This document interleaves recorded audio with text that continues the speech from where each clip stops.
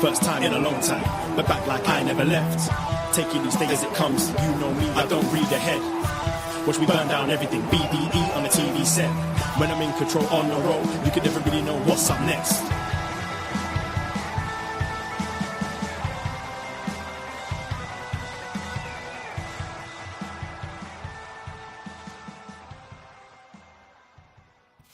Hello. Hello.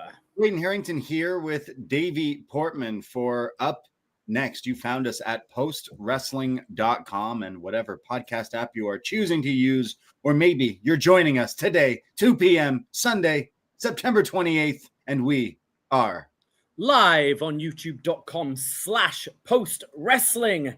Hello, YouTube room. How are we doing?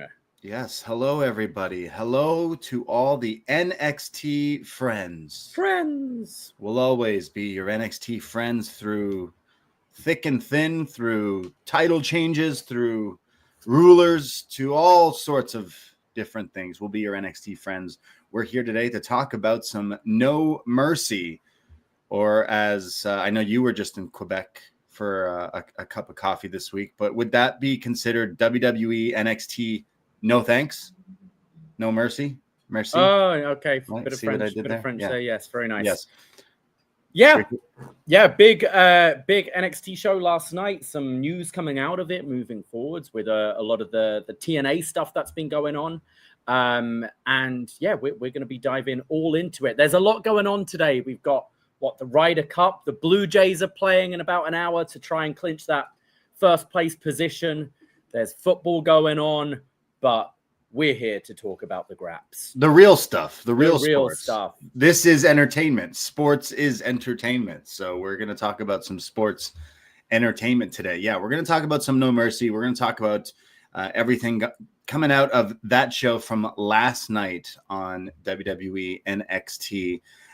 But if you're new to us, check us out at Poisonrana Pod, Twitter, Instagram, or your favorite podcast app. Usually on Sundays here, Poisonrana Live, 2 p.m. is our usual average Sunday hangout. So this is a little normal for us. And if you've listened, you may know that Davie and I are maybe the only two, I know there's others, but that really truly disdain the Saturday night PLE pay-per-view schedule because A, we are either working with our alternative lifestyles, or B, with also alternative lifestyles. Saturday nights are not just for fighting, but for doing other stuff, like, I don't know, hanging out, working in my case. Yeah. So I'm saying you're either working or you're doing stuff. So down with the Saturday PLEs, pay-per-views, whatever. We prefer them on Sundays. So we caught up today on No Mercy. Sunday afternoon would be actually, no, I don't mind Sunday evenings. Sunday evenings are nice. You know, get that roast dinner going, sit down, pour yourself a glass of wine, enjoy the wrestling, go to bed, and feel refreshed the next morning. Exactly. I mean, hey, if you have nothing else to do, then of course wrestling's always there for you. And it feels like every weekend is a wrestling weekend, whether it's WWE, NXT, TNA, AEW, whatever. If there's wrestling, you can find it, I'm sure, week by week, because it just feels like the popularity, the rise of WWE right now, just more so popularity of just wrestling. Full stop. I know you were just at our friends Demand Lucha in Toronto, in the city, and I'm sure no matter where you are listening, there is wrestling popping off, indie stuff, no matter what. I do want to give that a really quick shout out. Went to Demand Lucha on Thursday, another fantastic show. Kevin Blackwood and Pegasus Kid had a hell of a match. Well, he took his mask off now. He's not. And now he's unmasked. And I did get a "You Are Handsome" chant going, which nice. So he doesn't need to worry too much about Bryce, right? Yeah, he's fantastic. I think he's definitely one to look out for. But really good match between the two of them. And then the main event, Masquerita Dorada taking on Gringo Loco in an awesome match. And it was so good. I was pumped. I was having a good day. I had to go over to Masquerita Dorada after and give him a fist bump and buy his mask and get him to sign it. He wasn't even wearing this mask. I don't even know if it is his mask, but it looked cool when he signed it. So, is that not an El Torito mask? It looks, maybe, yes. Isn't that who he is? Or is he Grand Metalik? Yes, I think he's Grand Metalik, yeah. Just tell me who it is and I'll believe you. And you would believe it, yeah. Underneath that mask. But yeah, Demand Lucha in the city always a good time. We love going to those shows, and we can't shout them out enough. But shout out to Man Lucha. Shout out wherever you're from. Check out indie wrestling, because there's a whole world out there of other stuff going on. I know they've got another like Halloween show coming up in October, so do check it out if you're in the area or making the trip to the area. Demand Lucha, always a great time. Yeah, absolutely. You got to shout out your indie wrestling, because whenever I try to watch certain shows, things happen on those certain shows that make me go, why am I even watching this anymore? Right before watching NXT, I was trying to like, okay, what else happened this week in the world of wrestling? And I see a clip from SmackDown of Paul Heyman talking about conspiracy theories and rumors regarding Brock Lesnar. And boy, I never threw my phone across the room so quickly of like, really? That's what we're doing now? So I will just say I spent my day today watching a WWE show on Netflix, and I'm gonna spend time talking about it, mostly because it's my job. But boy, did that make me feel like I do not want to give them any of my fucking time or money going forward, if all the other things aside. But having them be tongue-in-cheek about an ongoing fucking lawsuit is beyond me. And I'm sure if anyone's listening, I'm sure someone out there is like, oh, you're being so blah, blah, blah. You probably know I'm not that kind of person. So for this to make me go, really? Like, now you're using it like, oh, conspiracies meaning Brock going away or this and that. No, you know what you're doing. And it made me feel gross, and it makes me not want to support, amongst millions of other reasons why. But weird, isn't it? Like, I mean, Heyman, we did our Paul Heyman profile show last year. He's always when he been went to the Hall of Fame, and which was a great show. I think it's actually one of our best shows we did going through his career. But this year in particular, on the Pat McAfee show, and obviously there was the roast, and that, it comes with the territory on a roast. But there've been a few things which have made me go like, man, Paul, you're making me not like you. Please don't do that. And also, while we're on the topic, Gail Kim, please put your phone away. Put the phone down. Love you, respect you, but you've got to stop goddamn tweeting. Go hang out with your chef husband. I'm sure I love his work too. I love Gail Kim's work, but stop it. What are you doing? Gail Kim was on a season of Traitors Canada. Yeah. And for some reason, there was this guy, Michael John, who's actually a Northern Ontario pro wrestler. Okay. Who throughout the whole show, he's like, we got to get rid of Gail. We got to get rid of Gail. And in the edit of the show, you're like, whoa, what the fuck has Gail done? Now I know why. So from the mean streets of Markham, Ontario. Yeah, the hood. Gail Kim. Yeah. Yes. I don't know about you, but after we're done here, I'm going to go put on Gail Kim versus Taryn Terrell. I just really feel like watching it. Really weird. Wrestling's this weird fandom. I don't see anime fans like threatening each other online harm. Like just the culture of this versus this and all this of just wrestling lately is just so crazy. Can I not just enjoy the fake fighting once in a while? Wrestling is one of the silliest things when you try to defend it to your friends and anyone outside the world of it. Mm-hmm. But when we're inside the bubble, look how we treat each other in this world. Like you can't like one thing and like the other. Now I know people have their reasons and stuff for it, and it's fun to have fun and poke and stuff like that. But wow, the tribalism has really, really gotten out of control. Well, I don't want to make light of this story at all, but the story coming out this week of the guy who's at the AEW show who's had people kidnapped in his basement, and people are using that like as a tribalistic thing. It's like, oh, these are the kind of fans. It's like, okay, don't open up that can of worms, because there are shitty people who've gone to WWE events and shittier people who have worked for WWE. It's like, you can't, like, it's just a ridiculous thing to pick up on. It's awful. Like, that's an awful, awful story. And hope they throw the book at that guy, but it's not a comment on the company. I'm sure there are fucking murderers out there who have watched a Marvel movie. That doesn't mean all Marvel fans are murderers. Like, it's ridiculous, but that's the crazy, crazy world we live in at the moment. I mean, people people keep joking about NXT being the show for gooners. And like, Davey, I don't know about you and me, but like, come on, do we look? No, do we Gooner? look? I mean, I'm a gooner. They just picked up a big win against whoa. Newcastle, 2-1. Wait, what are you referring to? The Gunners. The Gooners. I was referring to hockey players. Yeah. I don't know what you were referring to, but yeah, no, real sport.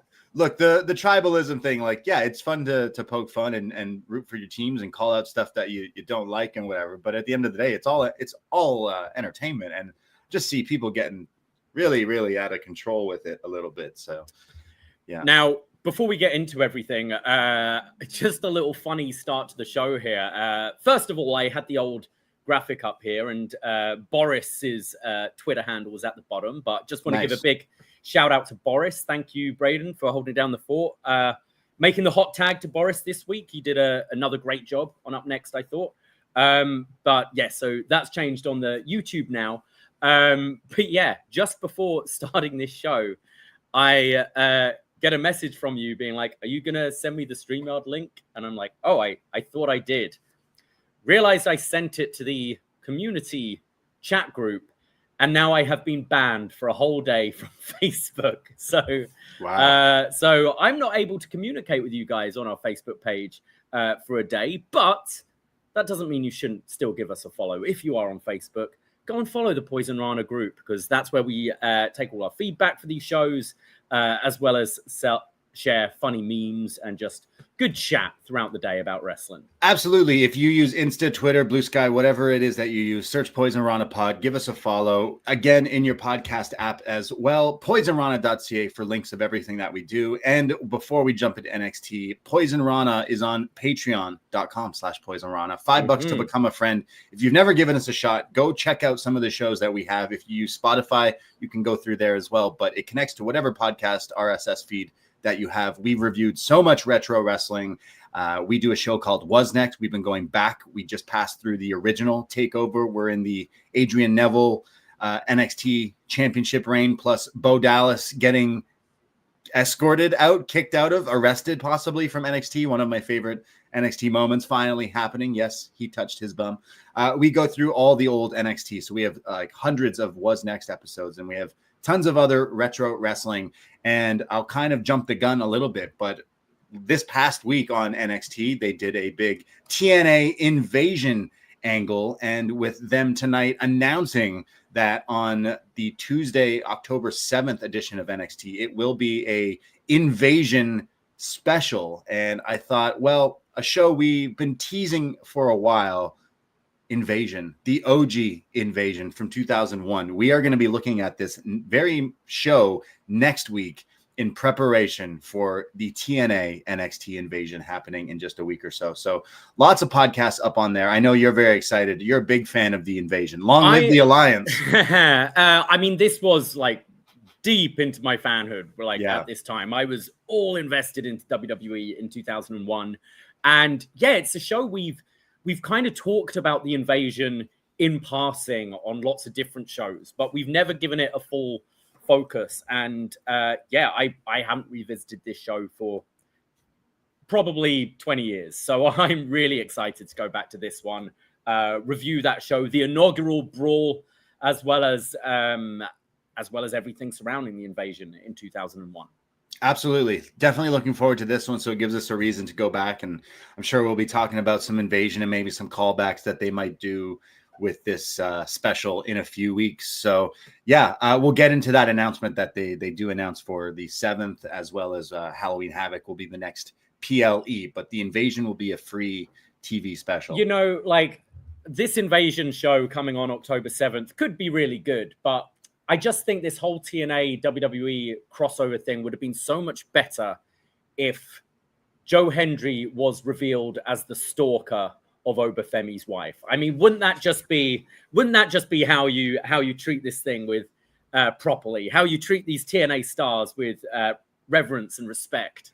Like, what's Mark Jindrak doing these days? Can we bring him in? Sean Stasiak? Who else are Steve Blackman? Was he involved? He probably was somehow, some way. I think this TNA Invasion will work a whole lot better if they just do the honest truth storyline of, hey, all of us were fired at one point from you guys, and that's why we want to come back and take over your company. I think that it just writes itself there, but maybe we'll get into that. We also, so I was this was a little derailment of where I was going, but if you haven't checked out our Patreon, please do. Again, $5 to become a friend for a whole month. You get all that. You'll get Invasion. We're going to be doing a Champ is Here episode this week as well. We've been going through all the title wins and reigns of John Cena. The last time is now. So just like his retirement tour, maybe they're thinking, we could probably bang out another Mania or two on this one. Our show has gone longer than expected. We've missed a month or so here. So that show series continues this week on our Patreon. So give us a shot if you haven't. And hey, if you're like, $5 is too much these hard times, and I get that, the nice thing you could do is go subscribe to our free feed, because we do put up lots of content reviewing week to week wrestling on Poisonrana Live, but sometimes we throw up old shows on there as well from the Patreon. So give us a shot. Give a like and subscribe on YouTube, on our podcast. Those things are absolutely free, and it does help us a lot. Write a nice comment, a 5-star review, all that stuff goes a long way. And as Braden mentioned, you can find some of our old Patreon shows on that free feed as well. So if you want little samples, we have a couple of Champ is Here episodes on there. A few Best Match Evers are up on there as well, and a few movie reviews. So go and check that out. And then maybe one day you might want to take the plunge. But first things first here today. Pour one out for Jazmyn Nyx. Yeah. Pour one out. Or are we? Or are we? You're working your way into a shoot. Well, do we know who that shooting your way into a hooded figure was in the Gail Kim main event? I don't know. The hooded figure? She's from the hood. We'll get to that. But WWE does have a habit. As soon as someone's gone, their name is not mentioned on the broadcast. And Jazmyn Nyx was mentioned on the broadcast. Oh. And then we had someone all in black attacking Lola Vice. So I don't know. Is she gone? Is this a work? They like trying to work us these days. Carrying Cross is still it's still a work, right? Exactly. I haven't heard that name until I just uttered it right now. But very strange. So on Tuesday, Jazmyn Nyx gets. It's the classic, you hear the pipes falling in the background. Oh, no, someone's been attacked.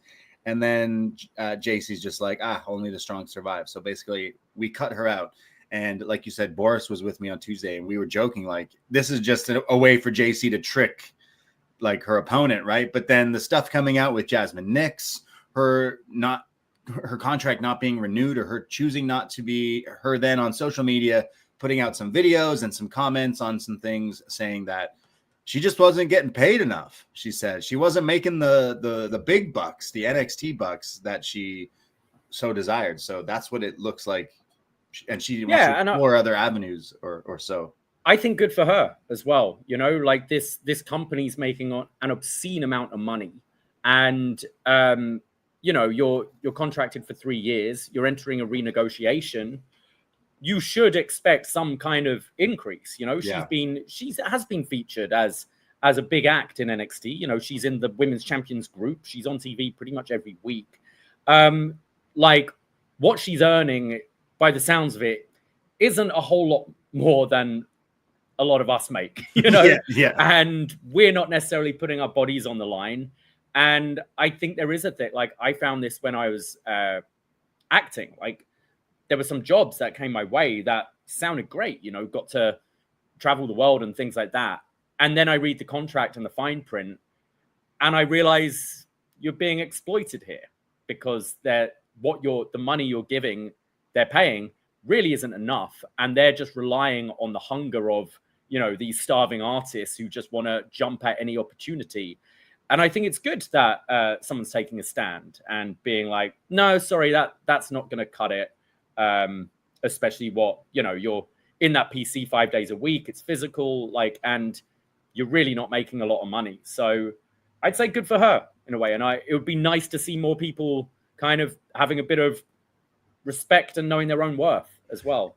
Her is kind of an interesting one because, she's been in NXT for, I guess, like this is saying 3 years. She obviously wasn't on TV or in the ring quite often. And then from the time that she started wrestling on TV to the time now, I'd say she's shown so much improvement, like Yeah. so much. I think before, maybe even we were guilty of like, oh, look, this like soccer player, good looking. She just comes in and like gets put on TV quickly. But over time, like you said, she has been featured in a lot of matches on TV. She has been in part of 6 women tag matches a lot with that group. And I think everyone can say like over the last little while, she's totally improved and impressed. That makes you go, okay, wait a second. Maybe they do have something here with what was at some point just the sidekick, the protege kind of gimmick. So it is kind of weird that they would go with that. She did say in this video she posted like other avenues. Again, we're assuming she is not this hooded figure. I assume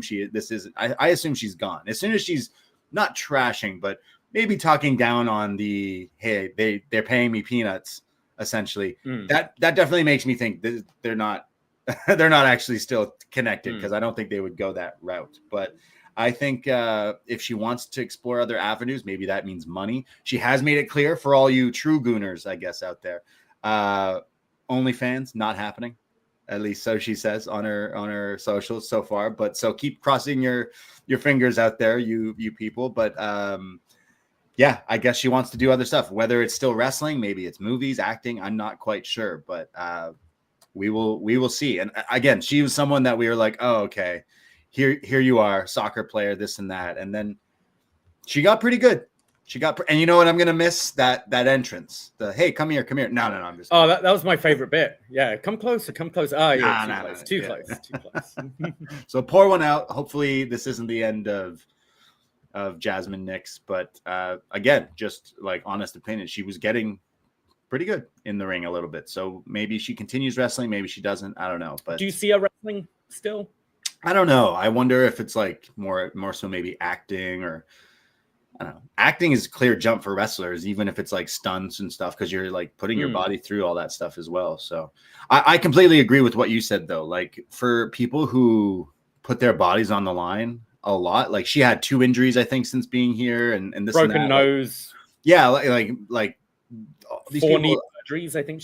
These people definitely like they do this stuff for our entertainment, and they should be paid a little bit more. You know what? The stuff with Stephanie Vicaire last year with like AEW basically threw so much money, and WWE straight up were like, yeah, go. We're not matching that at all. Like, no thanks. And then she still went with them. Obviously, it'll pay off in the long run, but just shows how much money are they making from Saudi Mania in like 2 years, and how much money are they actually paying their I mean, I would say that is a big reason why you're seeing this competitiveness with WWE and AEW, with them trying to like block them out TV deals and this sort of thing, is because they can offer good money to these people. Yeah. And, we know how capitalism works. It's the rich guys at the top that are making the money, and it trickles down very little to the bottom there. And, if you have these other alternatives, and let's say someone on the level of a Drew McIntyre, his contract's coming up, and Tony Khan wants to offer him the big bucks, WWE has to match or better that to keep him, or they end up losing some of these people. Whereas if there isn't that competition, and TNA isn't able to offer that kind of money, and GCW ain't able to offer that kind of money, even New Japan aren't, if you don't have that, you can keep those profits nice and big for those rich people at the top and those stockholders, because you don't need to pay these wrestlers as much. And it's still for a lot of people, just working for WWE is a dream come true, and they're going to sign whatever that contract says. Like there's got to be people in NXT who are like, oh, I'm making that amount of money, or wait a second, you're saying I should be getting paid more, or some people who are getting paid more because different contracts and this and that. Like not everyone's getting paid the same, but there are a lot of people who are maybe new to this. Like, again, she came in 3 years ago or so and comes off of like a sports background. Like, yeah, I don't know how much they would be, but you would assume your next contract would be a lot bigger. So she's clearly pissed. You'd hope there's some kind of improvement. Yeah. After 3 years and being wanted to re-sign. And then you see the growth of the company in that time, you're completely entitled to go, That's what, so yeah, her talking about the money aspect makes me believe she's not still with WWE or won't be back with Fatal Influence, just because like once you kind of pull that curtain a little bit, they don't necessarily like that. I'm sure. So I don't know. I don't see her being the one. Maybe someone else coming in, like Mandy Rose. You could have Jazmyn Nyx working with Mandy Rose outside of WWE, doing other avenues, right? A lot of people leave WWE and then they do work with Mandy. She's like the madam a little bit there. She's got like her hands on like, hey, come work with me. And you don't need to wrestle. You just need to do other stuff and make more money. As some wrestlers who have left NXT, like Cora Jade, has made it very vocal on social media. Since leaving NXT, I've made a lot more money. Yeah. She's saying she's made drastic. Mandy Rose has said she's made like drastic difference. Millions of dollars. So like maybe someone who's like, yo, sorry, I'm training 5 days a week, breaking my back to get paid like what some fucking podcasters get paid or less. You know, like it's kind of crazy. So yeah.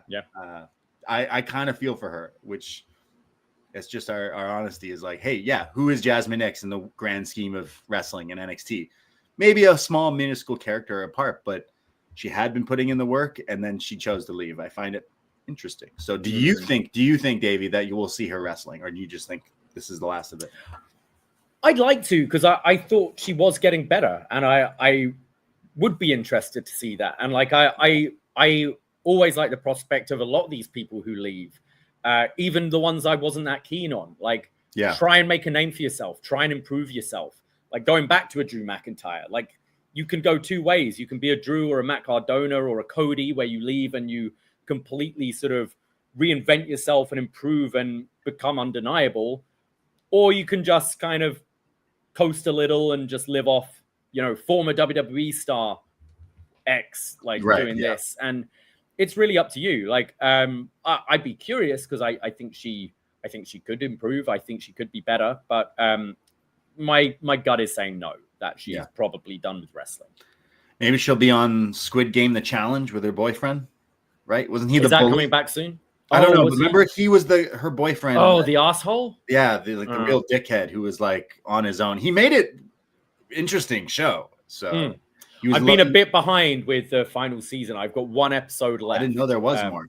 Of regular, proper. Right. So probably gonna finish that tonight, and then I went to a Halloween store yesterday. I've been trying to plot and scheme some Halloween costumes. Wonder if we continue the wrestling costumes. I'm fresh out of ideas now. You're going to be Jazmyn Nyx, be fatal influence. I'll be like, whoa. Come close. No, stop. Yeah, we'll be fatal influence for Halloween. Yeah. Actually, I did try on Fallon's outfit, or as I called it, a Kid Rock outfit yesterday.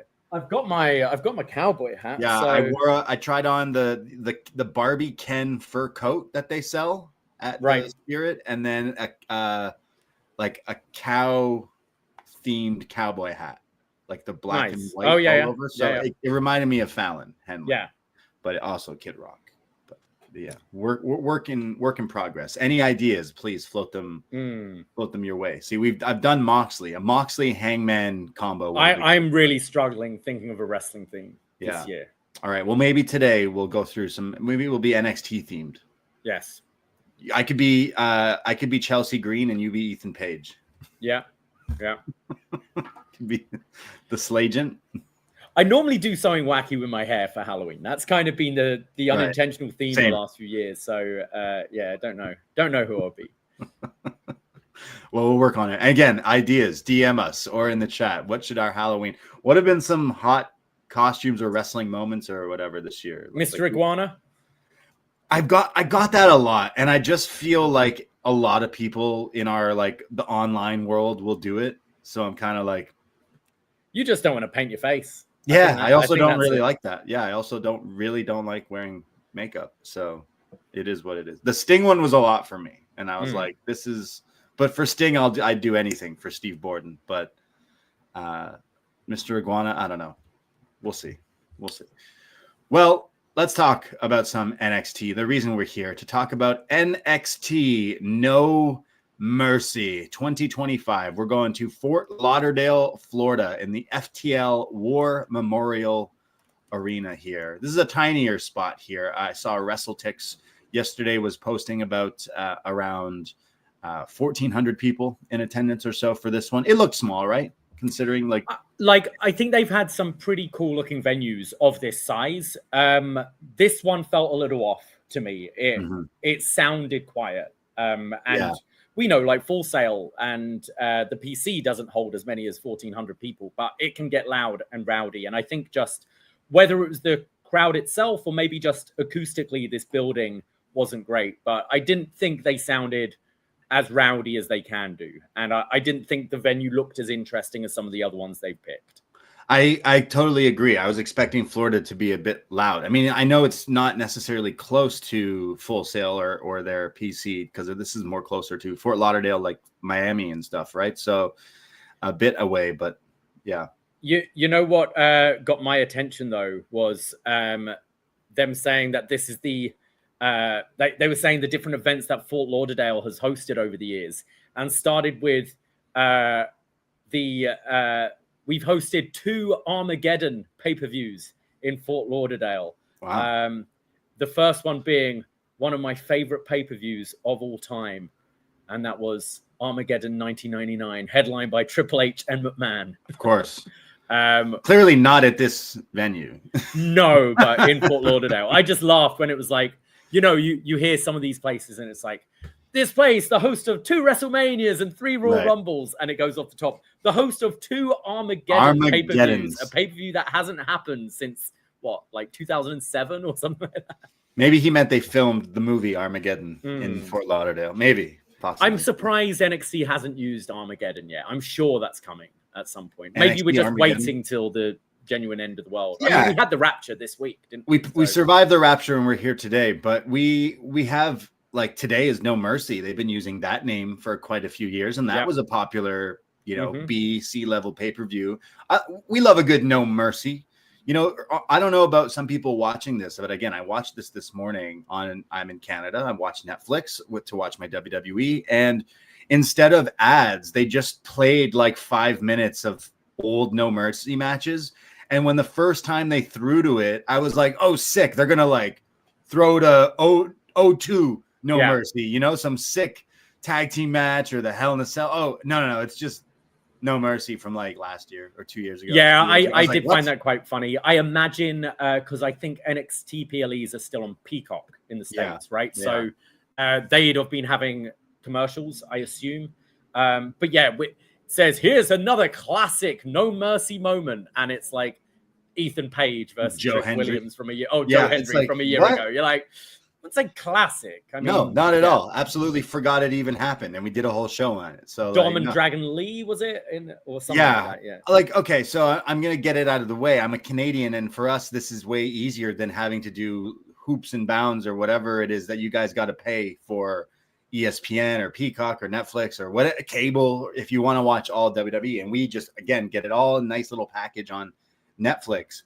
But this show went like 2 hours, 40 something minutes.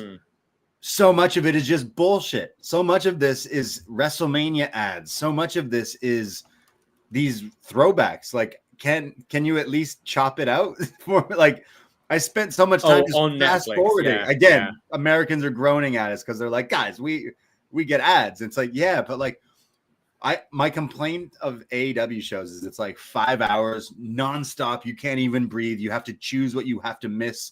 And you're going to be tired at the end of it because it's just 5 hours. Great content, but you're exhausted. You're gassed just as a viewer. Whereas WWE, they give you like an hour, if that, of actual content, and then 2 hours of just absolute shite, like just garbage ads and all this. And it's like, that's just what the world of sports and wrestling and TV is these days. And I get that, but I mean, holy. I'd say don't try and watch an NFL game because God. Yeah. Like, I mean, it is something I find funny when people because I agree with you, but I do find it funny when you see people complaining about the amount of adverts in it's crazy wrestling program. And literally an NFL game goes 3 hours and there's 11 minutes of actual play. It's all commercial. Absolutely. I mean, unfortunately, that's the world we live in. Yeah. When I watch the one football game a year, the Super Bowl, I'm actually just watching for the ads. That's the real part of the show for me. So yeah, I totally get that because there's a lot of ads and everything else that I watch, don't get me wrong, but it's like, holy fuck. Instead, you're just going to throw to 5 minutes of Ethan Page and Joe Hendry. Like, I don't want to watch this right now. And I got to like, oh, okay, cool. I guess it gives me time to have my break that I so desperately need and other things I'm watching. But yeah, I just found that was funny. Like when they do Raw or some of the shows, they have like the music that plays, or they cut to interviews or like content that maybe is only available for us. But this is just kind of lazy. Like, and saying a No Mercy classic. Don't you call those classics? I do find it funny. Like I get that their American deals are their biggest focus, but more of the world is watching on Netflix than it is on Peacock or ESPN or USA or whatever, right? Like the rest of the world pretty much has it on Netflix. You'd think you'd try and do, as you said, even just throw back to just give me an interview with fucking Hank and Tank or whatever, something to fill those gaps where, you know, it can, anything that you put on .com after the show, you know, that we see on Tuesday, throw that on there, just something. But yeah, and I've noticed Raw are doing it less now. You're getting more commercials now in Raw rather than the insert promos and that sort of thing. Yeah, no, because it's more work. So why would they want to do that? Yeah, I it's a little annoying. But again, I could imagine being an American viewer who maybe you're not using a VPN, which I would totally be doing if that was the case. I would be using a VPN and I would be using Netflix, pretending I was in Canada or somewhere, because ain't no way I'm doing the ESPN Peacock thing, like to watch everything. Braden, like these people haven't learned how to DVR for the last 20 years. It's like, oh my God, these shows are head to head. How can I possibly watch both? Yeah. So I doubt they're working out a VPN. I wouldn't be able to keep up with WWE like the way that I'm sure some people are going to have to find other means, or like it's just too much. I find. But if you're a dedicated fan and you're a sicko, then you're going to do it. Like any other shows or sports, you're going to pay for what you want. But wow, it's a lot to just watch everything. It's crazy, but that's they're making more money, so they must be doing good, right? Let's go to No Mercy. We kick things off here in Fort Lauderdale with a bit of a grudge match. We got a singles match. Josh Briggs taking on SmackDown star Javon Evans after his match on Friday night against Sami Zayn. I thought that was pretty cool. I saw the clips. I told you my disdain of watching something from SmackDown that did not make me want to watch the rest of the show, so I didn't. I did, however, see Javon put up a valiant effort against Sami Zayn on SmackDown. Yeah, I've been loving these Sami Zayn open challenges. I hope it goes on for a while. As much as I like the Cena one, I always felt it kind of ended too short. Or whenever we had the open challenges for like Cody in AEW, I thought it was great, but he did like 4 weeks and then moved on. I'd love to see this be a continuous thing, and interested to see what NXT talent come up to face him, or could we get a surprise like AAA star against Sami Zayn 1 week or stuff like that? I've really been enjoying this, and I think this was one of the best ones he's had so far, and Javon having a hell of a week. Yeah, absolutely. Like we've been saying since he's come into NXT, he's been one of our favorites week to week. But as soon as the WWE mainstream audience gets to look at this guy, as some of them first time seeing him there on SmackDown, I think he'll impress. If he didn't already, like he could be on the main roster already at this point, and that definitely proved it. So pretty cool to see that. But pretty cool. Speaking of that, Josh Briggs comes out with his smoking vest again. Not so much a skull, not so much a smoking skull, but still the vest. Still wearing the vest here on NXT, and there is smoke. I'm not sure what's coming out of this time, but the man with the vest versus the bouncy kid. And we have Briggs also attacked Javon on SmackDown to hype up this match here. Vic Joseph quoting some Jay-Z talking about Javon Evans and his rise to superstar.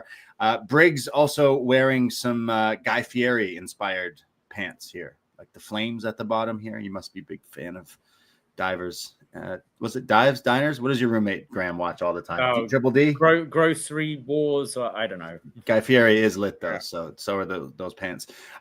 Briggs is on the attack. He's stopping Javon's bounciness in every way he can. He hits a backbreaker and then a second one, like the Welcome to Chicago style here onto Javon, but only a 2 count. He continues to slug down on him. Eventually, Evans is coming back with a series of like roll-up attempts, trying to get a sneak win on Briggs.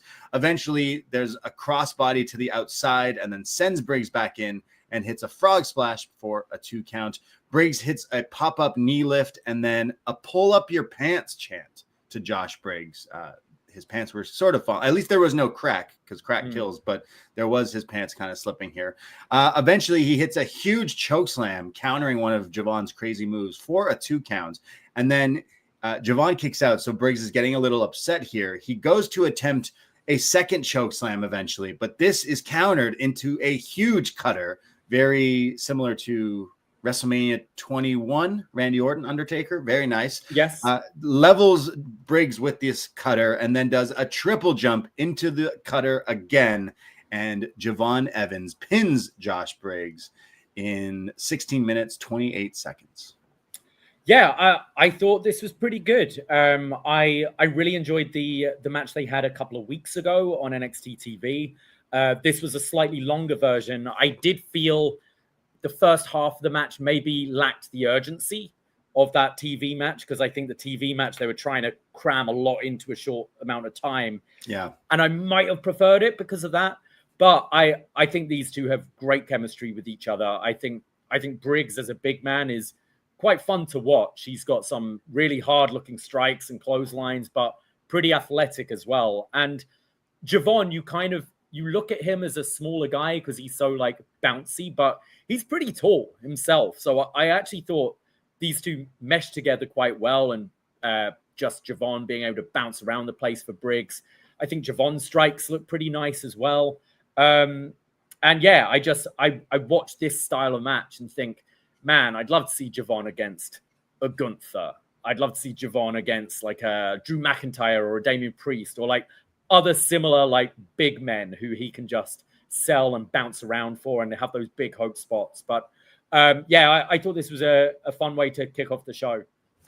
I kind of think their TV match was better too. I don't want to say I was like disappointed, but I was probably a little disappointed. I was expecting maybe a little bit more. I think I was saying on Tuesday, this should have been the show stealer. And like, again, I think maybe the last half of this match was where it really picked up, but there was a lot of stalling and kind of just, it didn't necessarily need to go 16. I didn't think they had enough content for 16 minutes, but if this was like a 10-minute match, I think it would have been better for it. Like, I think their match on TV was better because they were getting a lot more. They were just, it felt like it paced a bit quicker because of TV restraints. Whereas this, they had freedom to go long. And in that freedom, there wasn't a whole lot that was going on in the first half. I really love Javon. I think, again, once he's on the main roster, he should be just superstar automatically.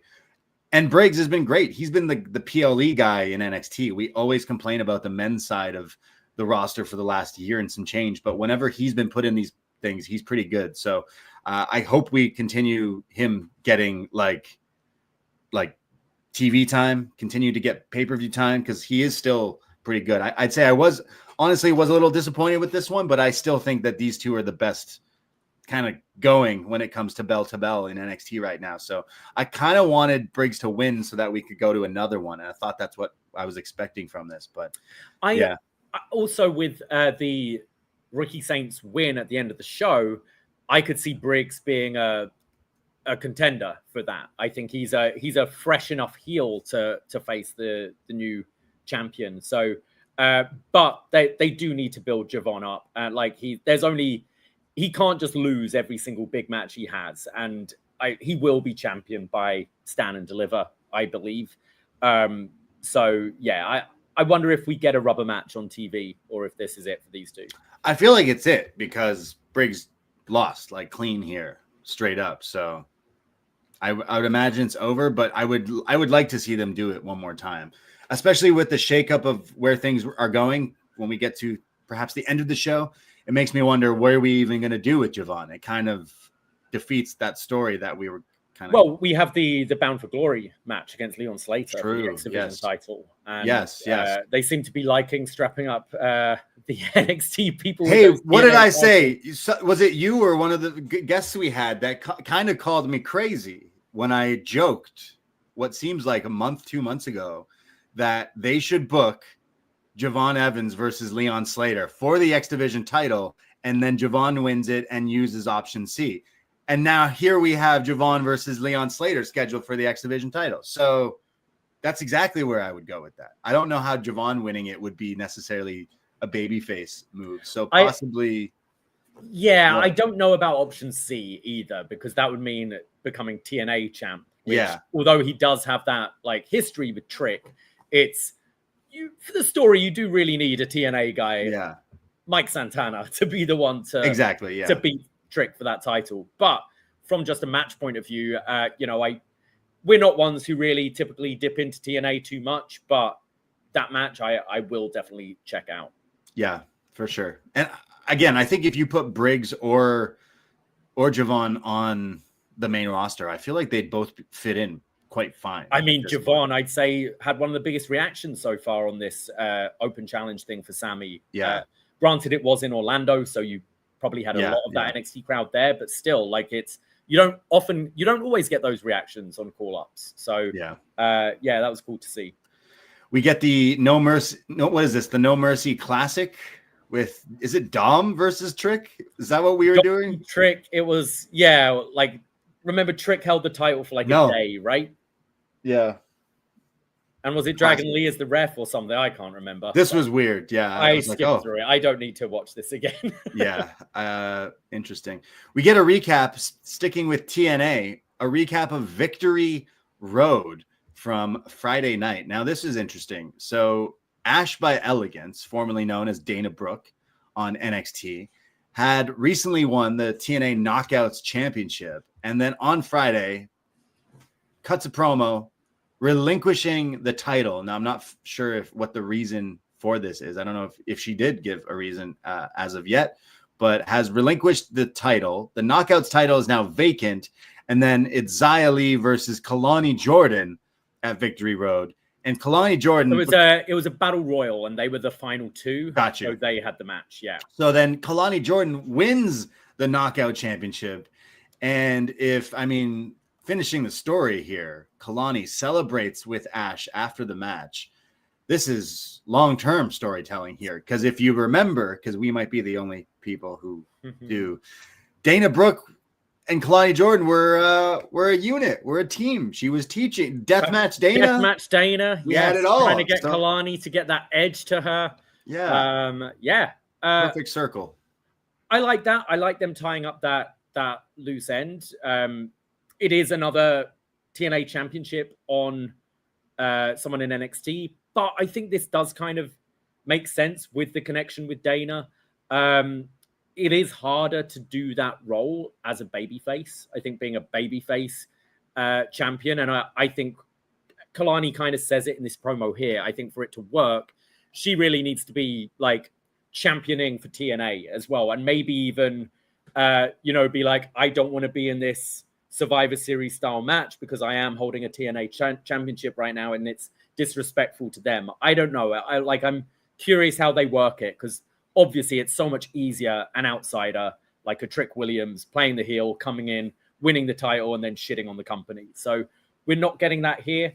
I wonder with Dana, like the wording was kind of curious. It kind of sounded almost like maybe she won't be returning to wrestling. I don't know. I've not seen any news coming out after this, but I did find the wording curious.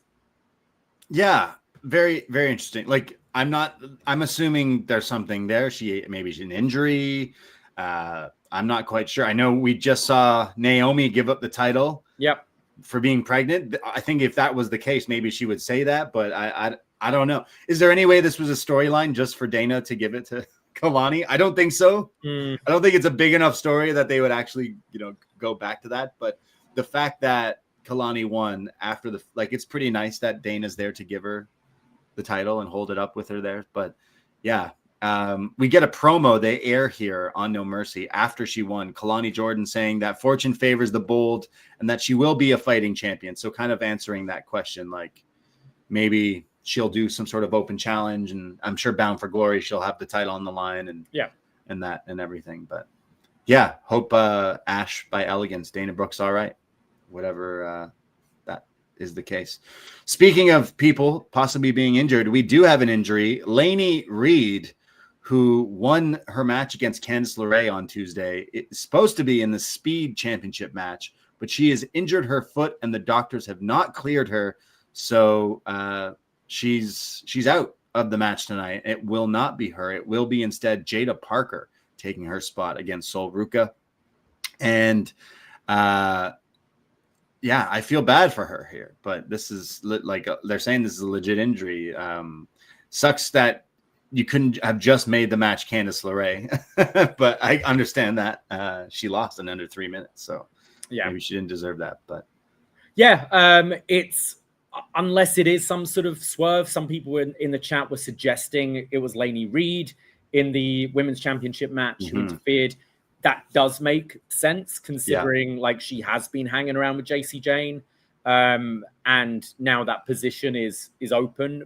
But I don't know why you'd need to fake your injury to avoid this match and do a run-in. So I seem to feel it's legit that they're doing that, but yeah, not sure.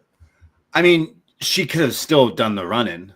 Exactly, that's what I'm saying. Like she didn't. It's not like she has to be injured or fake an injury to do that run-in. She could still have the match and then run in later in the night. Yeah. I do think this is a legit injury. I don't know if she just didn't want the Speed Championship. Is it like when Inamura won the championship match for the TNA title and he's like, yeah, I don't really want this actually. Never Josh, mind. you can have that. You can have it. Don't really care. But we're going to the Speed Championship, meaning this is a 5-minute match. The champ, Sol Ruca, defending the Women's Speed Championship against Jaida Parker. Jaida getting a reaction here from Florida as she comes out. And early on, we see Sol hitting that tarantula-style attack into the corner. Hits a backstabber for a near fall. There's then getting caught in the corner with her butt. And then Jaida comes back with some offense with the hip drop attack out of the corner there, and then a Falcon Arrow for a near fall. There's a messy spot with a sidewalk slam. I wasn't sure what was happening there. Eventually DDT from Sol for a 2 count. When they're on the outside, it's Jaida who runs at her and hits the Hypnotic. This is when Lash Legend appears, who's got some dramas with Jaida, but Zarya goes to spear Jaida, but then spears Lash by accident, and then Jaida gets back in the ring with this distraction, but gets her soul snatched with the soul snatcher from Sol Ruca, and in pretty light work here. I mean, this was obviously under, what was this? 4:48. 4:48. So very close to just because once it hits the clock, she just retains, right? That's how it works. Yes. Yeah. So Sol Ruca still has the Need for Speed Championship. Yeah. Well, first of all, what did you think of Sol's entrance here with her on the roller skates and Zarya behind her waving the flag, the like speed, racing flag behind her? I love Sol Ruca. I think so. I love the fact that you hate Zaruka. I know you don't hate Sol, and I know you don't hate Zarya. You just hate when they're together. They're like when your friend group of just the two troublemakers, and when they get together, they're just annoying. We're probably that couple to a lot of people, but I love these two so much. I love Sol Ruca. I think she's got like everything from the wrestling, this like super charismatic, out there character and everything. I can't wait for Sol to get speared by Zarya, and we go into that feud one day. But well, I mean, they were both on SmackDown this week as well, offering a challenge to Charlotte and Alexa, which I'm sure we'll get down the line. So I thought the match was a bit of a mess, to be honest. I don't know how long they had to prepare for this, right? Like, I don't know when they knew Lainey Reed's injury or whatever. Yeah. But there were a few moments in this match where it almost, and I'm sure they weren't, but it almost felt like they were sandbagging each other. There were quite a few moments where they're attempting like a reversal or something, and just they don't have the weight or the strength to hold it up, and it kind of fell apart. I don't mind the concept of this match, but it hasn't been executed well. The time limit thing. I think these matches should be like spamming finishers, spamming roll-up attempts, and like working at a pace. It's called speed. It should look like I'm watching these matches on 2 times speed, right? Like they should be going for desperate pins, any attempt. And there's just, in all the ones we've seen so far, there's been, you know, Jaida Parker shouldn't be doing her high step taunt when there's 40 seconds left on the clock, you know, and she's got to win it within that time. Like there's just things like that where it just feels like I'm watching a regular NXT match that happens to be sub 5 minutes. And I'd love to see some of these people just work with a bit more urgency and really make it feel like a different type of match to your regular matches in NXT. Yeah, that's definitely it. Like, you have to make it feel different. Like on Tuesday, they just did a quick match. Like I have watched some of these speed things, and it's not the most interesting thing. Like there's a reason it didn't necessarily get a lot of traction on Twitter. And NXT is the land of misfit toys. TNA hasn't really found themselves in quite a while, so we get a lot of them. We get the speed title that no one even really asked for or wants, and then we get this here. It's like they just shuffle and shovel this stuff into NXT sometimes that makes it feel like, why is this here kind of thing? That's how I feel about the speed title. I love Sol Ruca. She's the North American Championship, if we've forgotten that's even a thing in this women's division. So I don't know if we necessarily need this anymore. I don't like this gimmick. I don't think we're going to see the men's one. I mean, maybe they do, but they said we're getting one, but there's been no word of it, has there? I think it's dumb. I think it's pretty dumb. So I hope we can move away from it.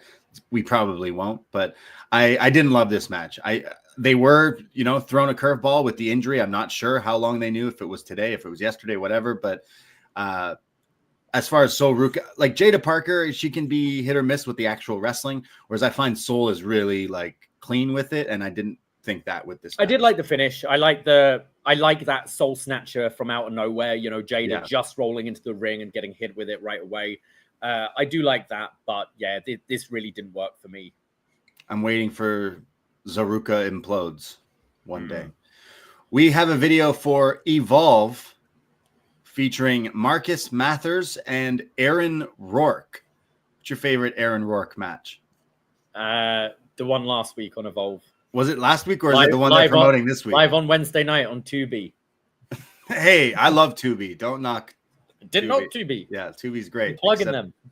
I know who Marcus Mathers is. We've seen him quite a few times on the indie scene. He always puts on solid performance. I was not familiar with Aaron Rourke, but after looking him up, his Twitter is WWE ID Prospect, Create a Pro Wrestler, and Evil Gay. Oh, so that's what Aaron. I was a wrestler.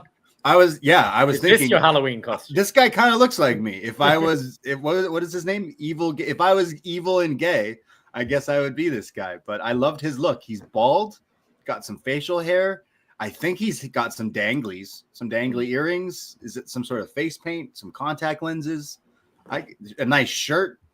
So maybe you could be Marcus Mathers for Halloween, and I'll be Aaron Rourke. I got to be honest, I wasn't sure if I'm supposed to watch these Evolve things or not, because we get random commercials. Yeah, and it's NXT a commercial. Classic, and so I did kind of skim through these.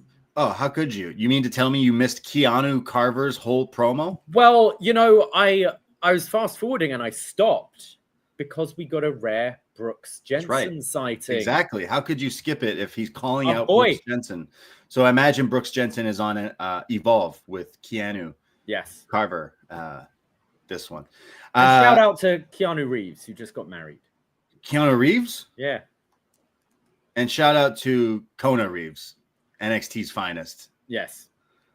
I keep getting a lot of messages about Kona Reeves. Oh, apparently that's fake news. They didn't just get married, so just ignore me. But shout out Kona Reeves, yes. So wait, Keanu Reeves and Kona Reeves got married to each other? To each other, exactly. Nice. Aaron Rourke was there. Mickey Rourke was there? No, who's that? Evolve. Aaron Sorkin was there? Sure. With Tom Hardy. So Keanu Reeves calls out Brooks Jensen, and then we see who is this guy? A car dealer? What is this? Some guy sitting down, and then Sean Legacy is asking him if he wants ice cream. We had 3 Evolve commercials back to back here. I take it back. Give me the No Mercy classics. Show me No Mercy. Actually, no, I don't mind these. I am a bit like, what the hell is going on Tubi?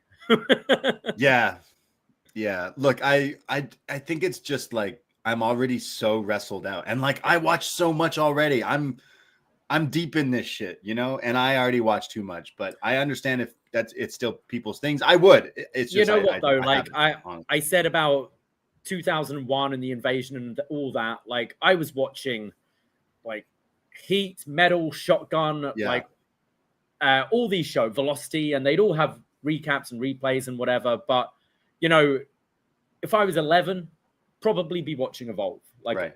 On not Tubi. Much homework to do and all that. Like I'd probably be watching as much wrestling as I can. When you got jobs to hold down, maybe Evolve has to be put on the back burner. Yeah, our tastes evolve over years. But shout out Velocity and Heat. Well, we go from all these ads for Tubi and Sean Legacy buying ice cream for some guy. We see last Tuesday, Joe Hendry lost again. And we see Joe Hendry with Dark State. And they're basically like, yo, you fucking suck. Every time you fight us, you lose. And it looks like Joe Hendry is going to try to get some revenge on Dark State when that really won't be the case. I think I've been saying, like, they keep putting Joe in matches and they're beefing with him, but then Joe should just find a partner and then team against them. But we'll see, because maybe he's found some friends with the Hardy Boys, but I don't know. I'd assume so. This Dark State sucks. Thing, though, like, there were like 5 just cliche catchphrases they said here, like one after another. It was, you're either with us or against us, because when we strike hard, when we strike first, we strike hard. And they're like, it was just all these very like Cobra Kai. Exactly. But like it was one after another. All of them had these like catchphrases that are so generic and cliche and just sums up this group to me. I can't stand them. I've decided I do not like this group. They're not the ones. And we'll get into an announcement of a match that they'll be having soon that I'm like, really? That's the best that we can do with this crossover. But anyways, we'll see more of Dark State and Joe Hendry, I'm sure. But we go from that to our next match. It is a weaponized cage match here. Blake Monroe taking on Jordynne Grace. This all comes from their long friendship between them. 2-week friendship, yeah. Where they went to the salon and Blake was like, nah, you used to be fat, so we can't be friends. And this has sparked one of the biggest rivalries in NXT this year. And we have these two. They fought before. I really disliked this feud. It comes to mind as one of my least favorites this year. The last match they had, it wasn't even, that was a good match, but it's still the feud that is just something is just not clicking. So I was really looking forward to this one. And you know what? Thankfully, this one saved the feud. This one definitely, they stepped it up for me in this one. But we got Jordynne Grace wearing all white, which made me lead to assume that there's no way that we're getting color because it's NXT. And I was right. We were. I mean, as soon as I saw the pink steel chairs and trash cans, I'm like, no, we're not getting blood on this. Yeah, no, absolutely not. There are pink chairs, which I thought was great. So Blake Monroe comes out. Jordan's in the match and things start off. There's all these pink weapons. It's Raven's Funhouse, essentially. The pink chair gets thrown early, and then Jordynne spine busters Blake on top of it and then sets up the chair. And it's a Boston chair crab here from Jordynne Grace as she's bending back Blake here. Blake comes back, starts throwing Jordynne into the cage. She grabs the pink kendo sticks and just starts swinging. Eventually, I thought this was great. Since the feud is all about the salon, as I said, Blake pulls out a hairdryer here and starts tying Jordynne to the ropes in the cage with the hairdryer. She levels her with these kendo sticks. Eventually, Blake pulls out some scissors from the salon here and cuts it out, literally starts cutting the hair of Jordynne Grace. Don't worry, it's WWE. They use a lot of extensions. I'm sure her real hair was fine. But this hair is all over the ring as the crowd are like really selling like, wow, this is a dastardly thing that this woman is doing to her. Eventually, though, Grace fights back, hits a Samoan drop for a near fall. This is when Blake starts to come back with the weapons and the dirty tricks. When she grabs a bag, a sack, and it's wrestling. So we assume it's thumbtacks, but it's wrestling in 2025. So we shouldn't assume it's thumbtacks. She pulls the bag out, dumps out a bag of diamonds, quote unquote diamonds. Not cubic zirconia. It looks kind of cubic. It looks like Jewelry TV style stuff here. Booker T, very silent for this whole segment of the match. I noticed. He was very quiet. He didn't say anything for at least like 2 minutes. And then finally, when the slam on the diamonds happened, he was like, wow. Now, he didn't want to run his mouth again about. I've got a question here.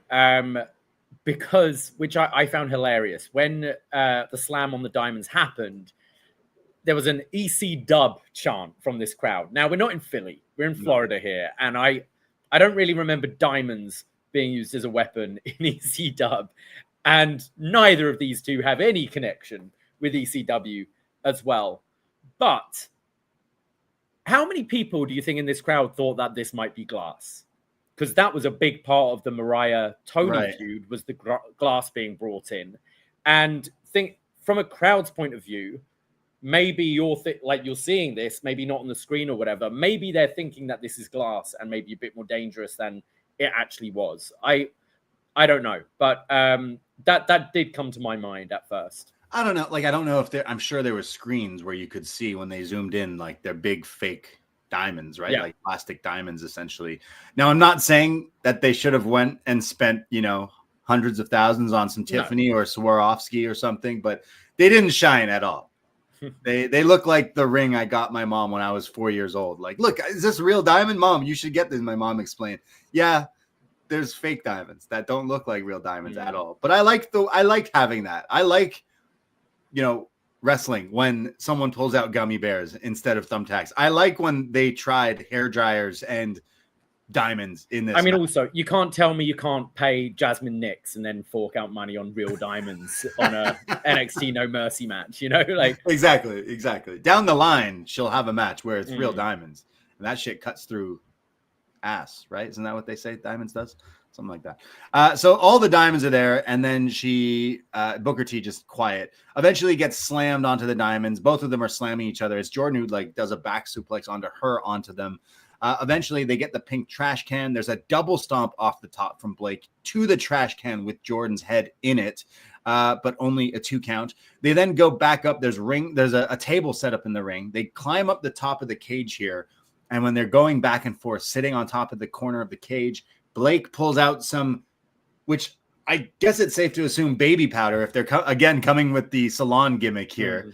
Like most of the time, Mr. Fuji was throwing some sort of salt, but we all knew it was probably just baby powder. But in this case, it makes sense to have some sort of powdery substance where it's thrown into the face of Jordynne, and she's trying to throw Jordynne off. But Jordynne, who's even blind here, hits a top rope air raid crash through the table in the ring, barely putting her arm across Blake. The ref counts 1, 2, 3. And in 16 minutes, 12 seconds, Jordynne Grace defeats Blake Monroe in the weaponized steel cage match. Now, I might be an outlier here because off the top, you sounded quite positive about this match. Cage match, it's doing very well on an 8.23. Cage match, that's still a thing? That's still I thought they're gone now. No, but I didn't think much of this match personally. Way brought it up on one of the main roster shows recently that there's something about WWE hardcore matches that they try to make it like playful, like having the pink chairs and the diamonds and that kind of thing. And it just takes me out of the actual violence that they're trying to create. Like there's something about having something look, grimy and dirty and nasty that just makes it feel more violent. Whereas it feels so glossy and cartoony that I can't really take it overly seriously. And that's how I felt throughout most of this match. I like moments of it. I thought the hair cutting spot was really good and actually made sense for Blake Monroe's character to try and just humiliate Jordynne Grace here. I liked that. There was some good physicality in it, but I can't buy the violence that they're trying to sell me. And I thought the end was a bit stupid because you had Jordynne Grace introduce this crowbar that had nothing to do with the finish. Blake Monroe throws powder in her eyes, and then Jordynne Grace hits her move anyway. It felt a bit backwards. It could have been, maybe Blake tries to throw the powder in the eyes and somehow she reverses it and hits the move. But that powder should have been the advantage for Blake, and it just meant nothing. So yeah, I was definitely lower on this match than I feel the majority are. But yeah, I don't know. Like I think on this show is one of the better matches on this show. But if you were to compare this to from this year, the Hollywood fairy tale ending or whatever we called it, the Mariah May, Tony Storm, like night and day, still not anywhere near that level. And you said like when she grabbed the bag, I think maybe people were assuming she was going for the glass. That's what she did. If there was anyone who made that connection. But as far as NXT goes, which I have been very down on, especially this year, just this show didn't feel important. This show didn't have much traction online. I didn't even get spoiled, and I was on all my social media showing how much traction this actually had this weekend. Out of everything on this show, I don't know if this was my favorite match on this show, but I thought this stepped this feud up for me because, again, I think this is one of my least favorite feuds this year, and there was at least some substance added to this. Jokes, that was a good pun there, considering the salon and the makeup and everything. But yeah, I think there was actual substance finally with these two. I think the problem has been the story. I think the problem has been maybe the promos with Blake, Jordynne. Something hasn't necessarily worked, but finally I actually got like a solid match out of these two, I thought, at least. And I think this feud is over, I guess. I don't know where we would go if we go somewhere else with Jordynne, maybe chasing for the women's title. I think Jordynne's got to go towards the women's championship, and Monroe, maybe. What do you think? Soul? I don't know. Like, where do you go with Blake after this? Yeah. Soul Ruca, get the speed title on Blake, That's something that everyone could aspire to. But you know what? Yeah, I know what you mean. Like the WWE violent matches are not that. But at least they tried other stuff like the hair dryer. And Jordynne Grace is one of the best women's wrestlers in the world. This isn't about ability of the talent involved. It's just the presentation that it looks so plastic to me. Yeah. Well, it's literally pink like Barbie. Yeah. Like, right. Like that's definitely the bit of it. But I see what you mean. I wouldn't necessarily say this was a something I'll go back and revisit. But again, on this card, probably on the higher end for this show for me. But yeah. So there you go. Jordynne Grace wins. We think maybe down the line going for that women's title. I didn't love this feud, but this match definitely helps save it into maybe not worst feud of the year category for me. We go backstage. Our general manager, Ava Young Rock, the Pebble, announcement here. She says, after I was not at work on Tuesday, is what she's saying. She missed work, therefore her whole company got robbed and beat up. So she's upset. She said she has spent hours on the phone with Santino Marella. That sounds pretty insufferable. Hours on the phone with Santino, she says, talking about what we have to do. And it's clear. Tuesday, October 7th, TNA, NXT, Invasion. They pull up the graphic. Even looks like the old Invasion graphic. You needed to morph Ava's face with Santino's face. Like Shane. I'd love that. Yeah, like Shane and Vince in that poster, right? And she says that there will be 2 Survivor Series style matches. I'm assuming men's and a women's. And the teams will be announced this week on NXT. Plus, Dark State versus the Hardys, title v title. And did she also say Trick versus Oba one more time for the TNA title? I forget what she said there, but I didn't catch that. Okay, but yeah, so I heard she said it'll be Hardys versus Dark State, and because of what happened with Trick and Oba, this time we will have a definitive winner. There will be absolutely no interference. Everyone's back from ringside. So kind of guaranteeing that we will have a title change here between these two. And I'd say I know Dark State haven't had a long run with this, but give it to the Hardys. Absolutely. They're such a, WWE act anyway.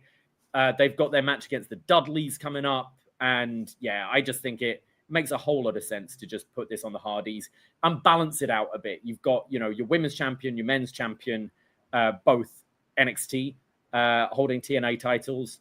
You can switch these over to TNA. Like, are you kidding? The Hardys winning NXT Gold? That's something they've never done, obviously, and that just adds to a set of tag titles that a lot of other people would never get, right? Like, especially in their career. So yeah, absolutely. The developmental tag team titles in WWE should go on the Hardy Boys at the ripe age of 50. But I'm for it, honestly. Like, I know they're doing the Dudleys versus the Hardys. You could even have it for all the gold. Get Bubba Ray NXT tag title golds. There you go. That's how we get there. That's how we get to Devon and Bubba becoming yet another set of tag championships under their wing. But yeah, honestly, that is the best way. The Dark State stuff is so boring.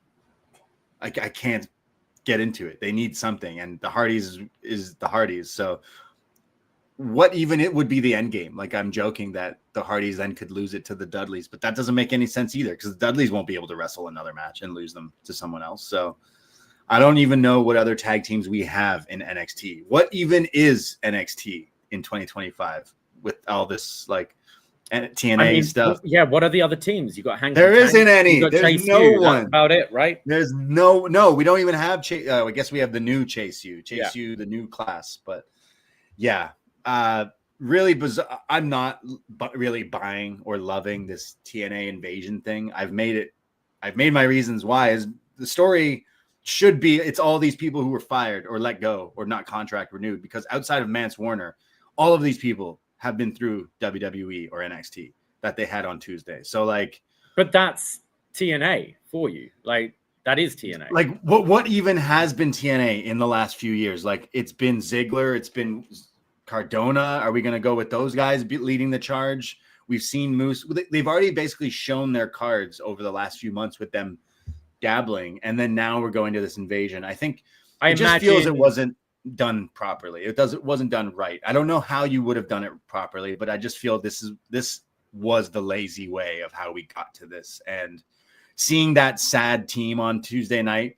everyone brawling when Ricky and Oba were just like, never mind that. I'm gonna go grab this title. It just was like a sad affair. It reminded me of, look at Team WCW with all these people who I don't care about. So who would win, the TNA invasion of 2025, the TNA Alliance, or the Alliance in 2001? Like the real like C level mid carders in 2001, or this Team TNA? I think TNA would win. I mean, the difference is this Team TNA are actual TNA people, right? Like, it's not like it's your main stars from WWE that we're just making Team TNA for this match. And I'm not as offended by it as you are. I think it's something relatively fresh for WWE to have this kind of cross promotion thing. It would make no sense to do it with the main roster, because it's just leagues apart, right, in star power and whatever. But for something for NXT, I don't mind it so much. I see what do you think for the what do you think for Team TNA? Like Moose, Cardona, Warner, Kazarian by the looks of it, and I don't know. That sounds awesome. I'm really excited for this invasion. But TNA should win all the matches on Tuesday. Like, they've already got their titles snatched back and forth trick in that run, and like, why not just have TNA full out just win all the matches on Tuesday to give them like something, I guess, to go forward. But I was expecting after the Tuesday kerfuffle, like I was expecting them announcing a show, but I didn't expect it not to be like a PLE. I didn't expect it to be this soon. Yeah, this is in exactly 2 weeks, right? So I think this is something that at least we're going to some more.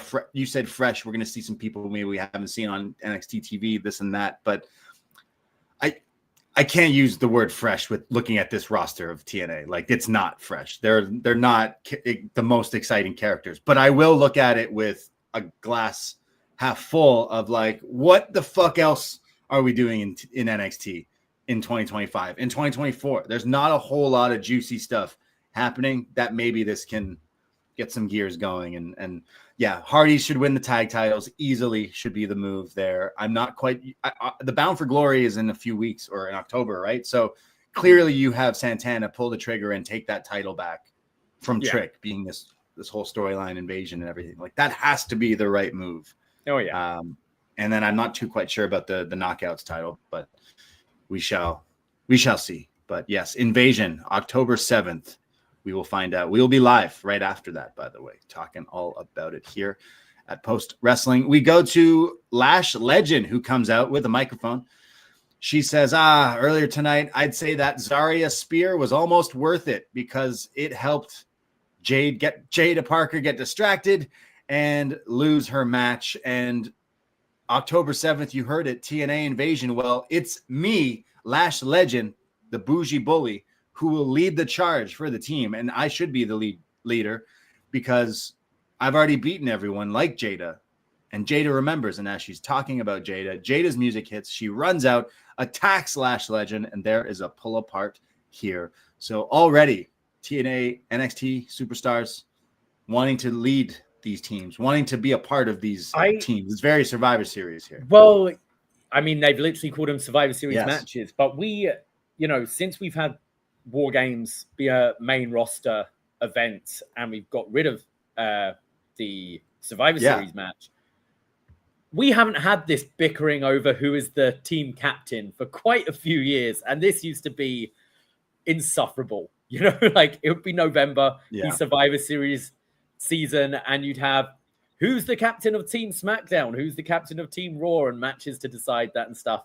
And we're just bringing that over to NXT. At least it's only going to be a week of bickering to see who these captains are.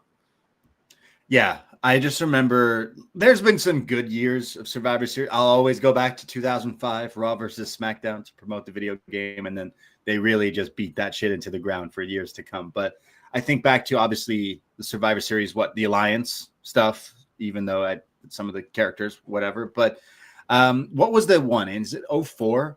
Where it was the winning team gets to be GM for a week? That was the best. Like if you win, if you're the team captain or you get the pinfall in any Survivor Series match, you should just automatically get a world title match. Isn't that shit how it should go? There should be some sort of stakes attached, like always in these brand versus brand or whatever. Like there should be some kind more than just bragging rights, right? Yeah, because for this, it's basically like, hey, if TNA wins, TNA's better than us, and if we win, we're better than them. Say, oh, okay, cool. If TNA wins, they get the CWTV deal. How about that? Like. That's possibly going to happen without them winning this or not. Like, what's this stuff with ESPN and Hulu? Like, will NXT possibly be off normal TV by the end of this? How long is this deal with what is this? We've still got a bit of time, I think, on the CW deal. I think put TNA on the CW, and they seem pretty happy with NXT over there. How happy will they be with TNA? Maybe even more happier. Maybe. Who knows? More is more. We see Lainey Reed backstage. She's upset. She's hurt. She could not compete and win the Speed title. And she says that medical ruled me out and I'm pissed off. But that Speed title will one day be mine. She just can't wait to be Speed champion. This is when Lola Vice, who's getting ready for her match in a little bit, walks by and goes, oh, Lainey, it really sucks, but your time will come. And Lainey, just being an outright bitch, just starts mocking Lola. Oh, my time will come. Like, oh, just like how you think your time has come? Well, you're not, because you're going to lose to Jacy Jayne tonight. And Lola's like, yo, how about I kick you in that leg and turn it from an injury to an actual, broken leg? And, fuck, just basically yo, I'll break your fucking leg. Shut the fuck up. I love how Lola just calls everyone mama. She's like, hey, mama, I'm sorry it's not your time this time. And then she's like, yo, mama, what the hell? I love it. She got that from her dad, for sure. Just call everyone mama. She got it from her dad for sure, 100%. But I love that Lainey just sticking with the heel, she just starts mocking someone who's like, oh, I hope you feel better. It's like, nah, fuck you. We go to our next match, North American Championship on the line. The champion representing North America, Ethan Page from the great country of Canada, hot off his appearance on Morning Live on CH television, versus Team America, Tavian Heights, It's Canada versus US for the North American Championship. Tavian keeps getting the best of Ethan Page here, showing his wrestling ability. We saw on Tuesday he tapped him out in quick work here, but not the case, as he keeps trying to do all this like side wrestling, and Ethan Page is trying to evade, but it's Tavian who keeps getting the best of him. Eventually, Page hits a suplex on him and then a backbreaker into the turnbuckle. This becomes a story where he's working the back. Tavian selling this here. Eventually, he rolls through a series of moves from Ethan and counters him and turns it into an ankle pick into the ankle lock. Yes, if you are an actual like Olympic style wrestler, right? Yeah, it's the official move of Olympic wrestling. And the ankle lock, eventually, though, Ethan Page gets out of this, so he didn't tap out like he did on Tuesday, but Tavian keeps trying to go for this finishing maneuver. Ethan hits the Ego's Edge for a 2 count here, and then eventually they start fighting up top where we think Tavian's going to throw him off, but it ends up with Ethan hitting a top rope, or a more second rope power slam, followed by a twisted grin. So Ethan showing some wrestling skill here with almost like a gator roll of his own at the end into the twist of fate for the 1, 2, 3. Ethan Page retains the North American Championship and makes pretty light work of Tavian. 10 minutes, 20 seconds. I did like the finish, that gator roll into the twisted grin. I thought looked really nice. But there wasn't too much memorable about this match. I didn't think Page is an interesting one because we've seen him have some really good matches, and often it's against people a little bit smaller who he can bully and throw around a bit more. A match like this really should be trying to elevate Tavian heights, and I don't think he came across too memorable by the end of it. Also, did you see Ethan Page post, I think this was yesterday or the day before, him training with American Top Team? Yes, and Dan Lambert. Yeah, but it was him doing all these like throws on the big dummy mannequin things, like the suplexes and stuff. I'd have liked that to have played into the match because, he's against an Olympic wrestler. Ethan should have been, maybe the fact that he posted this video trying to out wrestle him with some of those Olympic style moves. It felt like a TV match to me, and I don't think anyone's remembering Tavian heights coming out of it. Yeah, I thought that we would get Ethan beating him, retaining.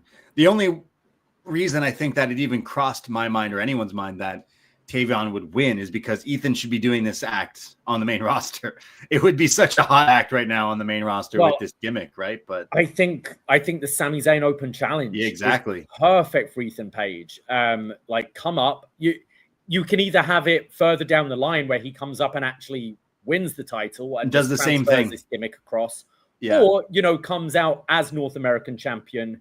All you need to do is give the guy a mic, do the surprise entrance, come out with the mic, talk shit for 2 minutes, and have the match. And Sami can win, but it would be a good showcase for Page.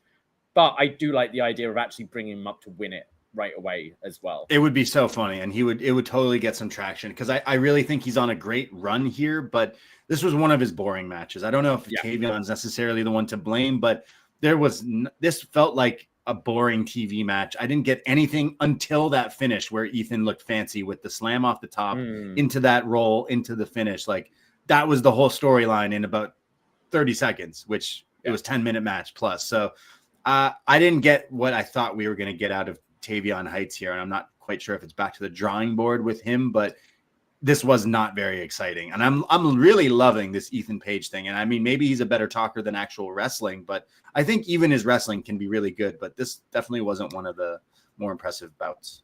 I know they're trying with him and Miles as singles acts. I think there's a bit more upside with Miles as a singles act. Yeah. But we just mentioned how threadbare this tag division is. And they were a great team. They were a great tag team. And I think, putting them back together now that they've both developed a bit more of individual personalities and try and have that come across a bit more, I think would be a better move, especially for Tavian, unless there's someone else you could pair him with instead. But I think he's going to get very lost in the singles. He already has been. Yeah, he already has been. And same with Miles. And you could just put them back together and they'd be champions at this point. They could be. But I'm loving the run with Ethan Page. Don't get me wrong, but I did not like this match. After the match, El Hijo del Dr. Wagner appears on the screen, calling out him, saying that I'm the Latin American champion and my eyes are on you, Ethan Page. So I do believe we're going towards this match down the line, if not sooner rather than later. Ethan Page and Dr. Wagner Jr. El Hijo del Dr. Wagner Jr. Sorry, I should make sure I say the son of the son of Dr. Wagner. Yeah. Jr. Yeah. So that match coming soon. But yeah. Speaking of Miles Bourne, backstage, Miles being interviewed, asked about his match on Tuesday with Lexis King. Yeah, Lexis King. He says, I can't believe I finally got him in my rear view. He attacked me. He would make fun of me, and he even blinded me, but I beat him and I can move on. But I keep seeing this TNA stuff, and NXT is my house. I wrestle here. I love the crowd. I do everything here, and I will fight for my house. So he's making it clear that he wants to be on Team NXT on the Invasion show. I wonder if we'll get a classic, someone ripping off their shirt, revealing that they're NXT or TNA or something, like one of those moments. Some turns, some big show turn. Sides. Yeah. Yeah. I think I wouldn't be surprised if we have Lexis King on this team as well. We got to have a bit of partners that don't get along in this storyline as well, right? Why would you say that? Because you got to open up that book of wrestling cliches and turn a page 4, and that's how we build this match. Yeah, I guess. We need heels because you want TNA to be the baby faces. Yeah. So NXT should be the bad guys. It's elimination style as well. So you can have, Lexis walk out of the match or whatever. And, great. That kind of thing. Walk out of all his matches. We go to we missed babyface Lexis King. We were kind of about him then, weren't we? He was sick. He was wrestling. He was great, and then he got the facial hair back. Santana, not that Santana, Mike Santana, still smooth, sends in a video here saying that Trick Williams, you still have a problem with me, calls him a pendejo, and says that you've been holding that TNA title hostage. But at Bound for Glory, I am taking it back for not just me, but for TNA. So, yes, Bound for Glory, Santana versus Trick Williams one more time. I guess the one-on-one finally here. Well, we've kind of seen it, but you know what I mean. So, I guess this has to be the crowning of Santana. It would have made sense in his home state, but I guess Bound for Glory is their big show, right? So, do it like it is, but I don't know if that crowd will be as big as the ones they had, like where he should have won, I think, in New York. But yeah, also on this show is Kelani Jordan versus Indy Hartwell, Leon Slater versus Javon Evans, Hardy Boys versus Team 3D in a tables match, Trick versus Santana, and the Call Your Shot Gauntlet match. Sounds good. I can see it doing all right crowd. There's few attractive things there, even if, Hardy's versus Dudley's in 2025, but people are gonna, that's in your area, you can't tell me if you saw that I would Hardy's, go. Hardy's versus Dudley's was happening down the road, you'd go, right? So I will totally watch that match. Yeah, I think whether for good or for bad, I'm going to be watching the NXT crossover as well. Javon and Leon Slater should be awesome. I think it's looking all right for a TNA show. Yeah, as far as that goes, like the wonder, the intrigue of Hardy's and Dudley's in 2025. It's like, yeah, should they be doing this match? No, probably not. But I am interested to see what they could do. I saw them shouting out. Like he barely wrestles, does he? I know. Like we barely saw Dudley's versus Dreamer and Onita last year, and like he didn't do a whole lot. He walked around a lot. So that's what I expect from this match. In fact, he probably gets put through the table right away in this match, and then the rest of them brawl. But yeah, like Hardy's could be doing a bit more before this run. So give them the NXT tag titles. Why not? Yeah, do it. We go to our next match, NXT Women's Championship on the line. The champion, Jacy Jayne, defending against Lola Vice. Uno, dos, cuatro. And we see Lola come out, shaking her ass to her music. And her dad is ringside. In fact, her family, I guess Miami, Florida, not too far, Fort Lauderdale. And here we have Frank Vice. Oh, now, man, I love this man. I don't know if you saw the video because it was while you were away and I recorded with Boris, but you had a lot of Frank on Lola's she had a couple of kind of prime target episodes showing her in her family life. and this guy was awesome. And he's insane. Our friend who helped train Lola Vice back in the day said, this is not a character. This is very much who this man is. Yes. This guy needs to become an on-screen character. He needs to be there for all of Lola's big matches. Hell, I'd have him accompany her to the ring and be ringside. As far as like wrestling dads go, this guy is up there. He is awesome. He's quickly become one of the best wrestling dads. That is true. Just seeing him, he's scene stealing here. He's like, yeah, sure, no mercy. He's yelling, no mercy. He's like the fucking evil coach in Cobra Kai, except he's not evil. He's like, destroy her. He's got like a little teddy bear holding up her teddy bear there as well. It would cut to him during this match, and he was so great. He seems like this is the real him, but hey, he's supportive of his daughter, so you love to see it. But shout out Lola Vice's dad, Frank Vice, wherever you are, we're big fans. We would watch more of you. So Lola Vice with her dad in her corner, sort of, taking on Jacy Jayne here. Booker T says, hey, Jacy, thanks for the house. And Vic Joseph's response is, what the hell are you talking about? Absolutely not true. You're saying that the house here in Florida with like 1,200 people, they're all here because of Jacy Jayne. Yeah. Vic just shuts Booker down. He's like, hey, whether it's for her to win or get beaten up, they're here to see Jacy. They're here to see Jacy. And Vic's like, yeah. And you wouldn't have nothing to do with that. You know what? I'm hit and miss with Booker, but I do respect that he has been championing Jacy way before this title reign. Yes. So at least he's consistent. It's just funny that as soon as he says that, thanks for the house, Jacy, Vic's like, what the fuck are you talking about, dude? You're fucking on one. It's like Matt Taven selling out MSG, isn't it? Yeah, it's the same kind of deal. Yeah, we all bought tickets for Kenny and Okada, and somehow we watched Matt Taven and the Villain. Anyways, Lola Vice, Jacy Jayne. Lola keeps trying to get the best of Jacy here, and Lola keeps getting shut down. Eventually hits a snap suplex for a near fall. Lola keeps doing these like roll-ups and crucifix pins, but Jacy keeps kicking out. Eventually she starts hitting her with the educated fists and feet, as Booker is saying here. Starts with the kicks and the punches. This is when Fallon Henley on the outside keeps getting involved here, allows a distraction for Jacy to throw Lola into the steps, and then hits the running cannonball into the steps as well. This is when Frank in the crowd losing his shit, yelling like, ref, what are you doing? Get her out of here. Get that lady out of here.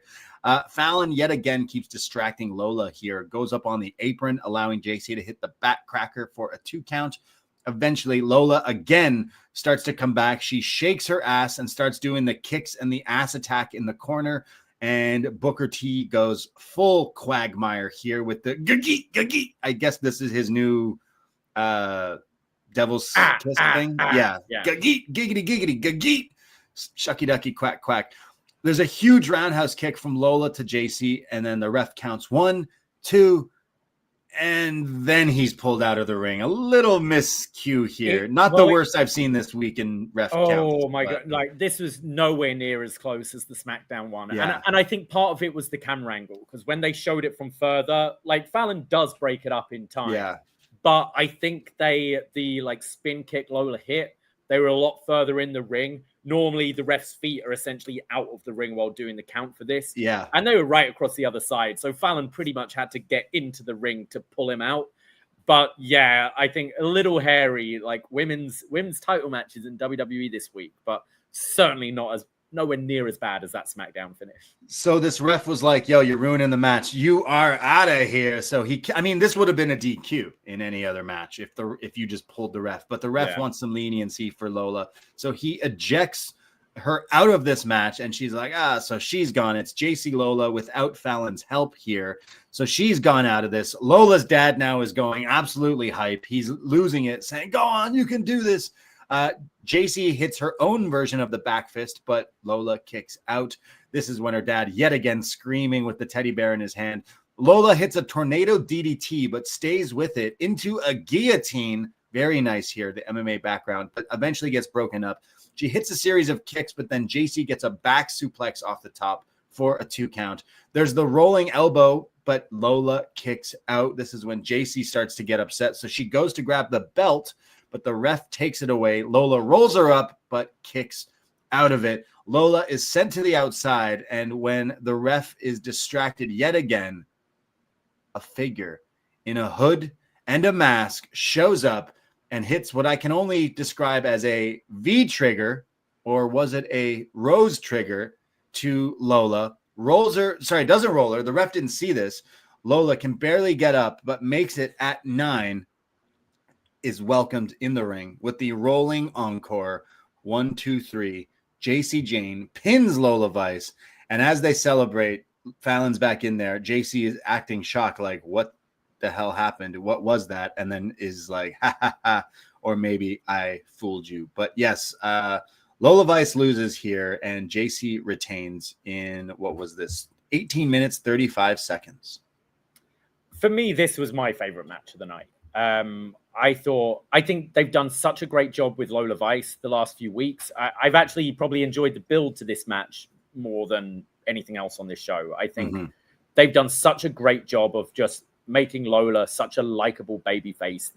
The 2 videos did more work than in-ring promo segments could do. I think just seeing her family, seeing the support she has, seeing her like making Vice City and Miami like really feel part of this was a great job. And I thought the match was pretty good as well. I thought they had some really nice hope spots for Lola here. I think both of their strikes look really nice. There was one kick from Lola, which was a little off, but in general, their striking, I think, looks pretty snug. I would like to see Lola win this one day. I do think they're holding this title on Jacy probably for Jordynne Grace for her crowning moment, but I really hope we keep Lola at this higher card position, because I think she's great. She's improved such a lot. I think she has a connection with the audience, got a great look, and a great dad. So this for me was my favorite part of the show. You know what? I love Lola Vice. I think you could have done it now with her, but I think there's some more story to tell. And I think down the line, if you do more of her stuff with the family and the dad, you could eventually have this big moment for her. But she's totally impressed and improved over the last few years. Like, she was in this title opportunity like over a year ago, and we were like, hey, she's gotten a whole lot better. And I think they just don't know if they want to pull that trigger quite yet, but I think we could get there. I think she could be a really big star with WWE. Like, especially, I think there's so many things you can use her family for. Like her younger sister, who's been in these videos, who is so supportive and admires her sister so much. Like, she's a fighter too, right? Yeah, but yeah. I think, imagine, like, you can see the moment with the sister crying ringside as Lola's getting beaten down and there's nothing she can do to help or whatever. Like, there's definitely stuff you can do. Yeah. Now, assuming it's not Lainey Reed or Jazmyn Nyx, who are you serious about it being Mandy Rose? Who do you think this person is? I don't. I do think it's Lainey Reed. I think that would make the most sense. I don't know if I necessarily saw her hobbling after, but like, it wouldn't make sense because she actually is injured. It would if she used the crutch or the cast on her leg there, but she did hit a V trigger, which is very like Mandy Rose-esque. So I would assume Lainey Reed, with all the weeks leading up to her being like this friend of Jacy, that's where they would go. But this injury definitely throws a bit of a monkey wrench in that. Could it be anyone else brought back to the company? Like, could it be Gigi coming back or anything like that? I don't necessarily see that, but I don't know. I think this match was pretty good, and I like Jacy Jayne, but I kind of want to move away from this. Like, after losing Jazmyn, the stuff with Fallon, it's not the most riveting. She's not the most exciting character. Like, I get that she's improved, and I'm happy that she got her flowers and won this, but there's so many other people in this roster that I think are a bit more interesting, that I kind of like go to the main roster and see what you can do. I kind of want to get away from this. I wasn't that thrilled of the title win, but the whole story is, she's getting away through the, thin of her hair and all this. It's just, I don't know. Something's not clicking for me personally. I feel we'll get the Jordynne Grace match, and then maybe when she loses the title, do you go to the Fallon match? Do you do that feud, or do you just move them up as a tag team? I honestly just move them up as a team. I don't even really really care to see that rivalry even. I don't know what it is, but it's not necessarily clicking like everyone. Oh, NXT women's roster, this and that. Like this match was good. The cage match tonight was good too, but I wouldn't say it was firing on all cylinders tonight with not just the women's match, but the men's even. Nothing necessarily like blew me away from this show. And I feel like with the Oba title reign, it was pretty boring and booked boring. And the Jacy feud may have been booked even better actually than the Oba's reign in the last little while. But I've just been waiting for both champions to like go to the next chapter. Meaning I'm over these reigns, and Jacy's not even been that long. But I'm like, where can we go? Who else? Jordynne Grace, I would assume, is the next big thing, and then give the title to Jordynne. But yeah, move up Fallon, Jacy together, maybe, possibly. And Lainey Reed, I don't know. There's probably still more of this story to go. And like of all, you're telling me, okay, who's the masked person? Who could it be? This is the hook, right? It's like, okay, is it Lainey Reed who's injured? Is it Mandy Rose? It's not. Is it a TNA star? Like who is it? I don't know. Don't really care. I think Mandy Rose would just be funny, and she hit the V trigger purposely to get people to think that, right? So I don't know. Where are you with that? Yeah, I'm not sure. I don't know. As I said, I assume Lainey is injured. I don't really understand why you do an injury angle. Like I don't think it's an angle, but yeah, like I know what you mean. Well, then what? Like, how is she running in then? Yeah. So yeah, I don't know. I'm not sure. I was surprised they didn't pay it off. They are doing it as a bit of a mystery, it seems, and I wonder how long a good mystery they'll drag this out for. We go to a Moose video, not a video of an animal moose, but the wrestler Moose from TNA. He says that he will be there October 7th for Invasion, and you haven't seen nothing yet. He then says that he's the face of the franchise and that you should always trust the system, and he will help prove that TNA is the superior brand. Saying he will be on Team TNA on that Tuesday. Yeah, like he should be the leader of the team. Leader. Yeah. Yes. Well, someone else who's been messaging and tweeting about Mustafa Ali, he says that he also is going to be part of the Invasion on TNA NXT Invasion. You know what Mustafa Ali should do? He should have a North American Championship match. Because do you remember he was? I feel it was No Mercy. He was meant to have that match and was released the week of, and the match got scrapped. So yeah, they should give him that match one day. Nah, I don't know. This guy. The story is you guys let me go, so fuck you. It should be the story for a lot of these wrestlers. Okay, maybe not Moose, but like for him, that would add some like interest of you let me go and look what I've done since leaving NXT. Not a whole lot, but still look what I've done since that. So this Tuesday, there will be reveal of the teams from Santino and Ava, but also Lash Legend versus Jaida Parker, and some more to be announced for this upcoming episode of NXT TNA. We go to our main event of No Mercy. Ricky Saints, we see the video from this past Tuesday where he was in New Orleans just hanging out, having a ball. This time, though, they found clips of his tryout when he was talking about his tryout all those years ago, and it shows the actual clips of that. I think that was pretty cool. Yeah. And then rehashing here how he got denied in that auto email, which is a great line. Like, they didn't even bother to tell me over the phone. I just got an automated email saying you didn't make the cut, which 8 years ago lit a fire under his ass. So it's not about the delay, but he got here. And I like that part of the story is like, again, something truthful is they didn't want him. And now he is here in the main event. So Ricky Saints versus Oba Femi. Early on here, they go tit for tat of trying to block each other's moves. I guess they have scouted each other very well here.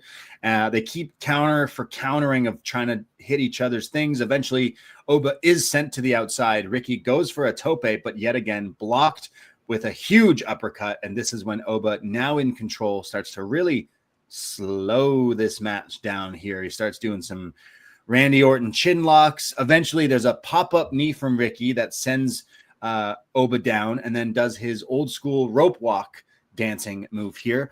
Oba tries to come back, runs at Ricky, who is Ricky, obviously the smaller guy, but picks up Oba and Samoan drops him but Oba kicks out at 2. Eventually, Oba's in the corner with the 10 punch, and Ricky stops it and then hits a power bomb, another big move. Like, again, obviously it's coming out of the corner where Oba was standing, but to powerbomb this dude is pretty impressive. But Oba kicks out. Eventually, there's a series of roll-ups back and forth. The fall from grace attempt, but Ricky turns it into a Rana for a 2 count. And then Oba, I guess, was like, oh, Ricky's doing a bunch of power moves. Oba decides to do like a running kick, a running calf kick from Oba Femi here. Didn't get all of it, I guess you could say, for a 2 count. Eventually, Ricky counters another powerbomb attempt, this time on the commentator desk, but turns it into a DDT. The table doesn't break. And then he uses the DDT again to run up it with his tornado DDT on the outside. A second DDT here. Rolls Oba back in. He gets a huge chop from Oba. And then the fall from grace. But Ricky Saints kicks out of it. Oba, a little shocked here, tries to go for another one, but this is Ricky countering with another DDT. This is the third DDT, and then hits a fourth one, this one spiking Oba on his head, the tornado DDT we've seen Ricky use the last few weeks. And in an upset, Ricky Saints pins Oba Femi to become NXT champion here at No Mercy, shocking the world here in 17 minutes, 20 seconds. New champ. The Saints are coming home. Yeah, I'm pleased that Ricky's won this title. I agree with you what you said. This Oba run, it's the problem when you have someone so dominant, it can get a little dull. And I think Ricky being the champion really shakes things up. I found there was just too much kind of beat down of Ricky, too much selling. I didn't find this particularly dynamic or exciting as a match, but I'm glad we got the result we got. Ricky also needs another finisher for a big man. I thought this made more sense than it has the last few weeks because he did hit it 4 times and he's delivering that DDT like right on the dome of the head. Yeah. But it's still a DDT. And I think obviously he can't hit Rochambeau on someone the size of Oba, but for someone who's quite flashy, I think he needs a bit of a flashier finish. But yeah, I'm happy with the result, but wasn't overly thrilled with the match. No, really happy that we can move away from Oba Femi, more so that we can just get him on the main roster, you know, probably sooner rather than later. Because again, I think he's someone that as soon as fans have never seen Oba, your eyes see this guy, you're like, whoa, who is this? But I thought this match was so boring. In fact, I thought it stinks. I thought it sucked. I did not like it at all. You had the kick out of the fall from grace, and the crowd didn't even seem to really react to it. They thought it was boring. They didn't even seem really into this match, and neither was I. I don't know if it added to it, but I thought this was boring as hell. Probably one of the more boring Oba defenses. Maybe he was just boo-boo face that he was losing, but you're doing chin locks as NXT rolls on. This is a PLE.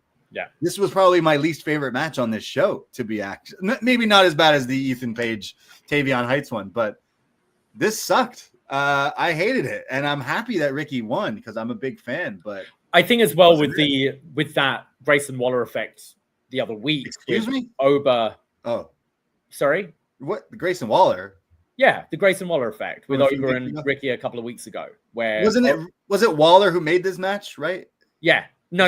He made Trick versus Oba. Right. But that was where Oba was saying, like, all you want to do is go up to the main roster and carry Cody's bags and that kind of thing. I think it was important for Ricky to kind of overcome that. He has had a bit of a weird run in NXT so far. He did have that NXT title run, but I think he spent too much time with the fucking Jasper Troy feud and stuff like that. And it's been misused. And I think now we can move forward. And I think against the right opponents, he can hopefully have more exciting matches than we have here. And I just assumed, like, let's get Oba up to the main roster, right? Like, that's what we should be doing. Put him with Seth Rollins and... Well, I do think, like, I do feel like maybe, like, Brock Lesnar is back here to be dominant so you can make either an Oba Femi or a Brock Lesnar. Oba Femi or a Bron Breakker. I think Bron is already kind of made, so I would have that role for Oba. And I feel you could be doing something at a WrestleMania soon. Very like, was it 22 when they crowned Cena and Batista in the same night? Or was that 21? I'm trying to remember. 21. I can see them doing something similar with Oba Femi and Bron Breakker down the line. But his time in NXT is done. There's nothing else he needs to be doing here. He doesn't. I don't need him to tie any up any loose ends with Trick Williams and anything like that. He should just move on now. Yeah, I guess that's why they rushed that match to like do it, the Trick one, like just to finally say that we did it. But yeah, I overly didn't love this run. I think it had some promise when it happened. Like he's been a great part. He had the run with the North American title. They had the story with Tony to take it. And I feel like the world title run here just didn't have as much juice, didn't have as much excitement. He didn't have viable. I think the North American run was more exciting. And granted, a lot of that was multi-man matches where there was a lot of car crash stuff going on. But the single stuff, I'm absolutely not writing off Oba Femi. I think there is a lot of upside to him. And like we've seen him be great. But yeah, you can't be just doing chin locks and shit in 2025 in a main event. That's not going to commercial break. Honestly, I really did not like this match. Yeah. I almost hated this match. I'm really happy for Ricky. I think this is way better for NXT. Leads into more exciting stuff. Whether he turns heel while being champion, I don't know. But he won fairly clean here. Like Oba tried to powerbomb through the table. He countered and DDT'd him onto it. But other than that, he just hit him with a bunch of DDTs. He just loves Jake the Snake so much that he brought it back as a finisher in 2025. So I don't hate the result. I like the result. I like where we're going to go with it and leading into like a new, fresher thing. And Oba being on the main roster, I think could be a really big star for WWE. But this, I didn't like this show.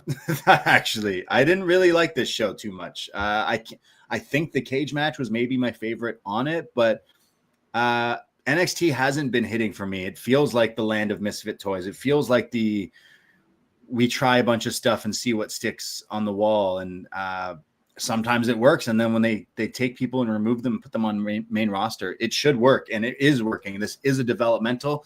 And if that's the way we're looking at it, I guess it still is successful. But as far as like, I felt zero hype going into this show. I told you I didn't even watch it last night live. And usually when I watch stuff and don't watch it or whatever, I try to avoid social media. I forgot.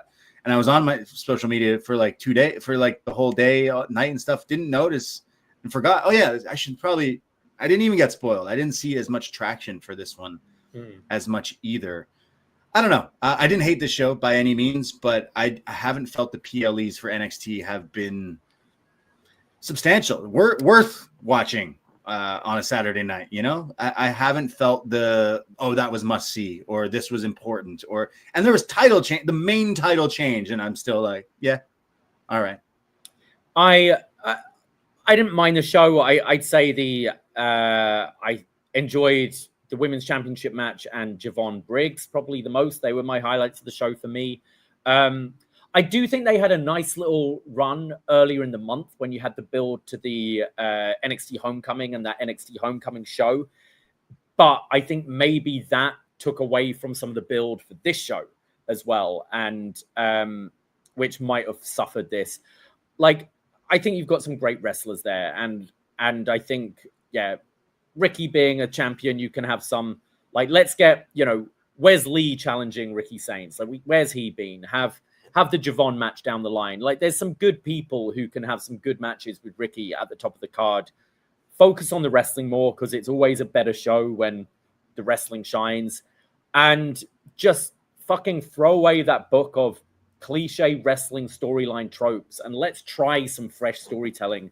Let's do more stuff like the Lola Vice video packages where we actually understand who these people are, treating them less like cartoon characters, less just corny catchphrases and just tropes. Like, it's so, like, WWE as a whole, they had a nice little honeymoon period with, Paul taking over and stuff. And I feel we've just slipped back to the generic booking and wrestling tropes. There's no creativity or imagination to try and freshen up these things. And I'd like to see that moving forward because it will make the show a lot more entertaining. There is talent there and there are bright spots to NXT sometimes, but it's starting to make me groan a lot again. I've been like, it's not a great show. It's definitely a mishmash of different things, whether it's speed, TNA, and all that stuff. But I know the talent is there. Like, look at all these people that are there, but the way the chips are falling, the way the things are moving pieces are not necessarily connecting with me as an audience. But yeah, I definitely I didn't really enjoy this show, to be honest. I didn't have any hype for it, but I turned it on today, full coffee in my system, ready to go. And the main event really let me down, I think. If you had to say match of the night, you're saying Lola Vice versus Jacy Jayne? That would be my pick. Yeah, for my taste, I enjoyed that the most. I think I'd go with Blake and Jordynne Grace possibly from this one. But yeah, like there's a crop of talent here, whether it's your Oba, even Javon, a Josh Briggs. There's some people that could be on Raw or SmackDown tomorrow that would fit in and be stars. But it's the way NXT does feel like they try to focus on this thing this week and then this. And I don't know, it feels like certain stories aren't necessarily connecting or something is missing there. But going forward with Ricky, I imagine he's on team TNA or team NXT in this alliance thing, if he's even involved in that. But like going forward, let's jump ahead a few weeks to Halloween Havoc later in October. What would be his first challenger? What's the main event of Halloween Havoc? What's the most viable? Ricky? Are we going to an Oba rematch? He beat him clean here. I don't think so. I do a returning Wesley. Just have him return and just beat him up and hotshot that feud, because I think that would be a good quality match to start off Ricky's reign, right? Like that should be good. That shouldn't disappoint those two. Or Briggs. I'd say they're the two heels that we haven't really seen mix it up with the world title too much, who you could use. What about you? Yeah, that would be good. You could even have Wes. I know he's kind of team TNA a little bit with how his boys are on TNA at least. But I don't know. I feel like that could be something. I still want Wes to just be the babyface. I want Ricky to be a heel. I think that would be a bit more interesting as well for his character, but I can't quite think of who else do we have in this NXT roster outside of Oba, outside of Trick that we could. I mean, Trick won't have the TNA, won't have that TNA title hopefully by then either. So maybe like that could be something there too. But I don't know. This is a shakeup we needed, but I hope it's a shakeup where we find some new people. Maybe it's time to put some new people on TV. You know, we've seen the same kind of characters for the last 2 years shuffle in and out, and maybe it's time we try some new things and see what else the PC's been cooking up. Because I don't know, NXT's been a little boring. I needed something. I needed Ricky Saints to win badly. I think we did, but I don't like the way it happened, if that makes any sense.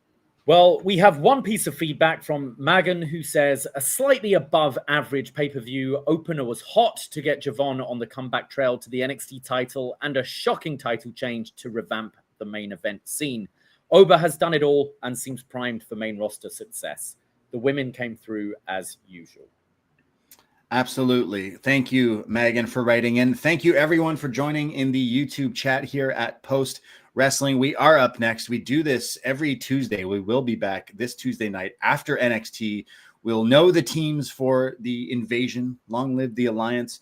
We will know what is happening on October 7th for that show. We'll be live after that as well. So up next every Tuesday here on Post Wrestling, but we do a whole lot of other stuff. Search Poison Rana in your podcast app or social media, and patreon.com/PoisonRana. Check out all the other shows. We will be reviewing Invasion 01 in a few weeks. We have an episode of The Champ is Here coming out this week, as well as so many other shows and so many more in our back catalog there. So appreciate everyone out there listening and hanging out with us this fine Sunday afternoon or Monday morning, wherever it is that you are. Appreciate. Give us a nice like, a nice comment. It goes a long way, and we will be back very, very soon. But yes, shout out Fort Lauderdale. Yes, we love you, Fort Lauderdale, and we love you, Postmarks and NXT friends. That is it. That is all. Take care. Goodbye, and be safe. And pour one out for Jazmyn Nyx. Ahoy!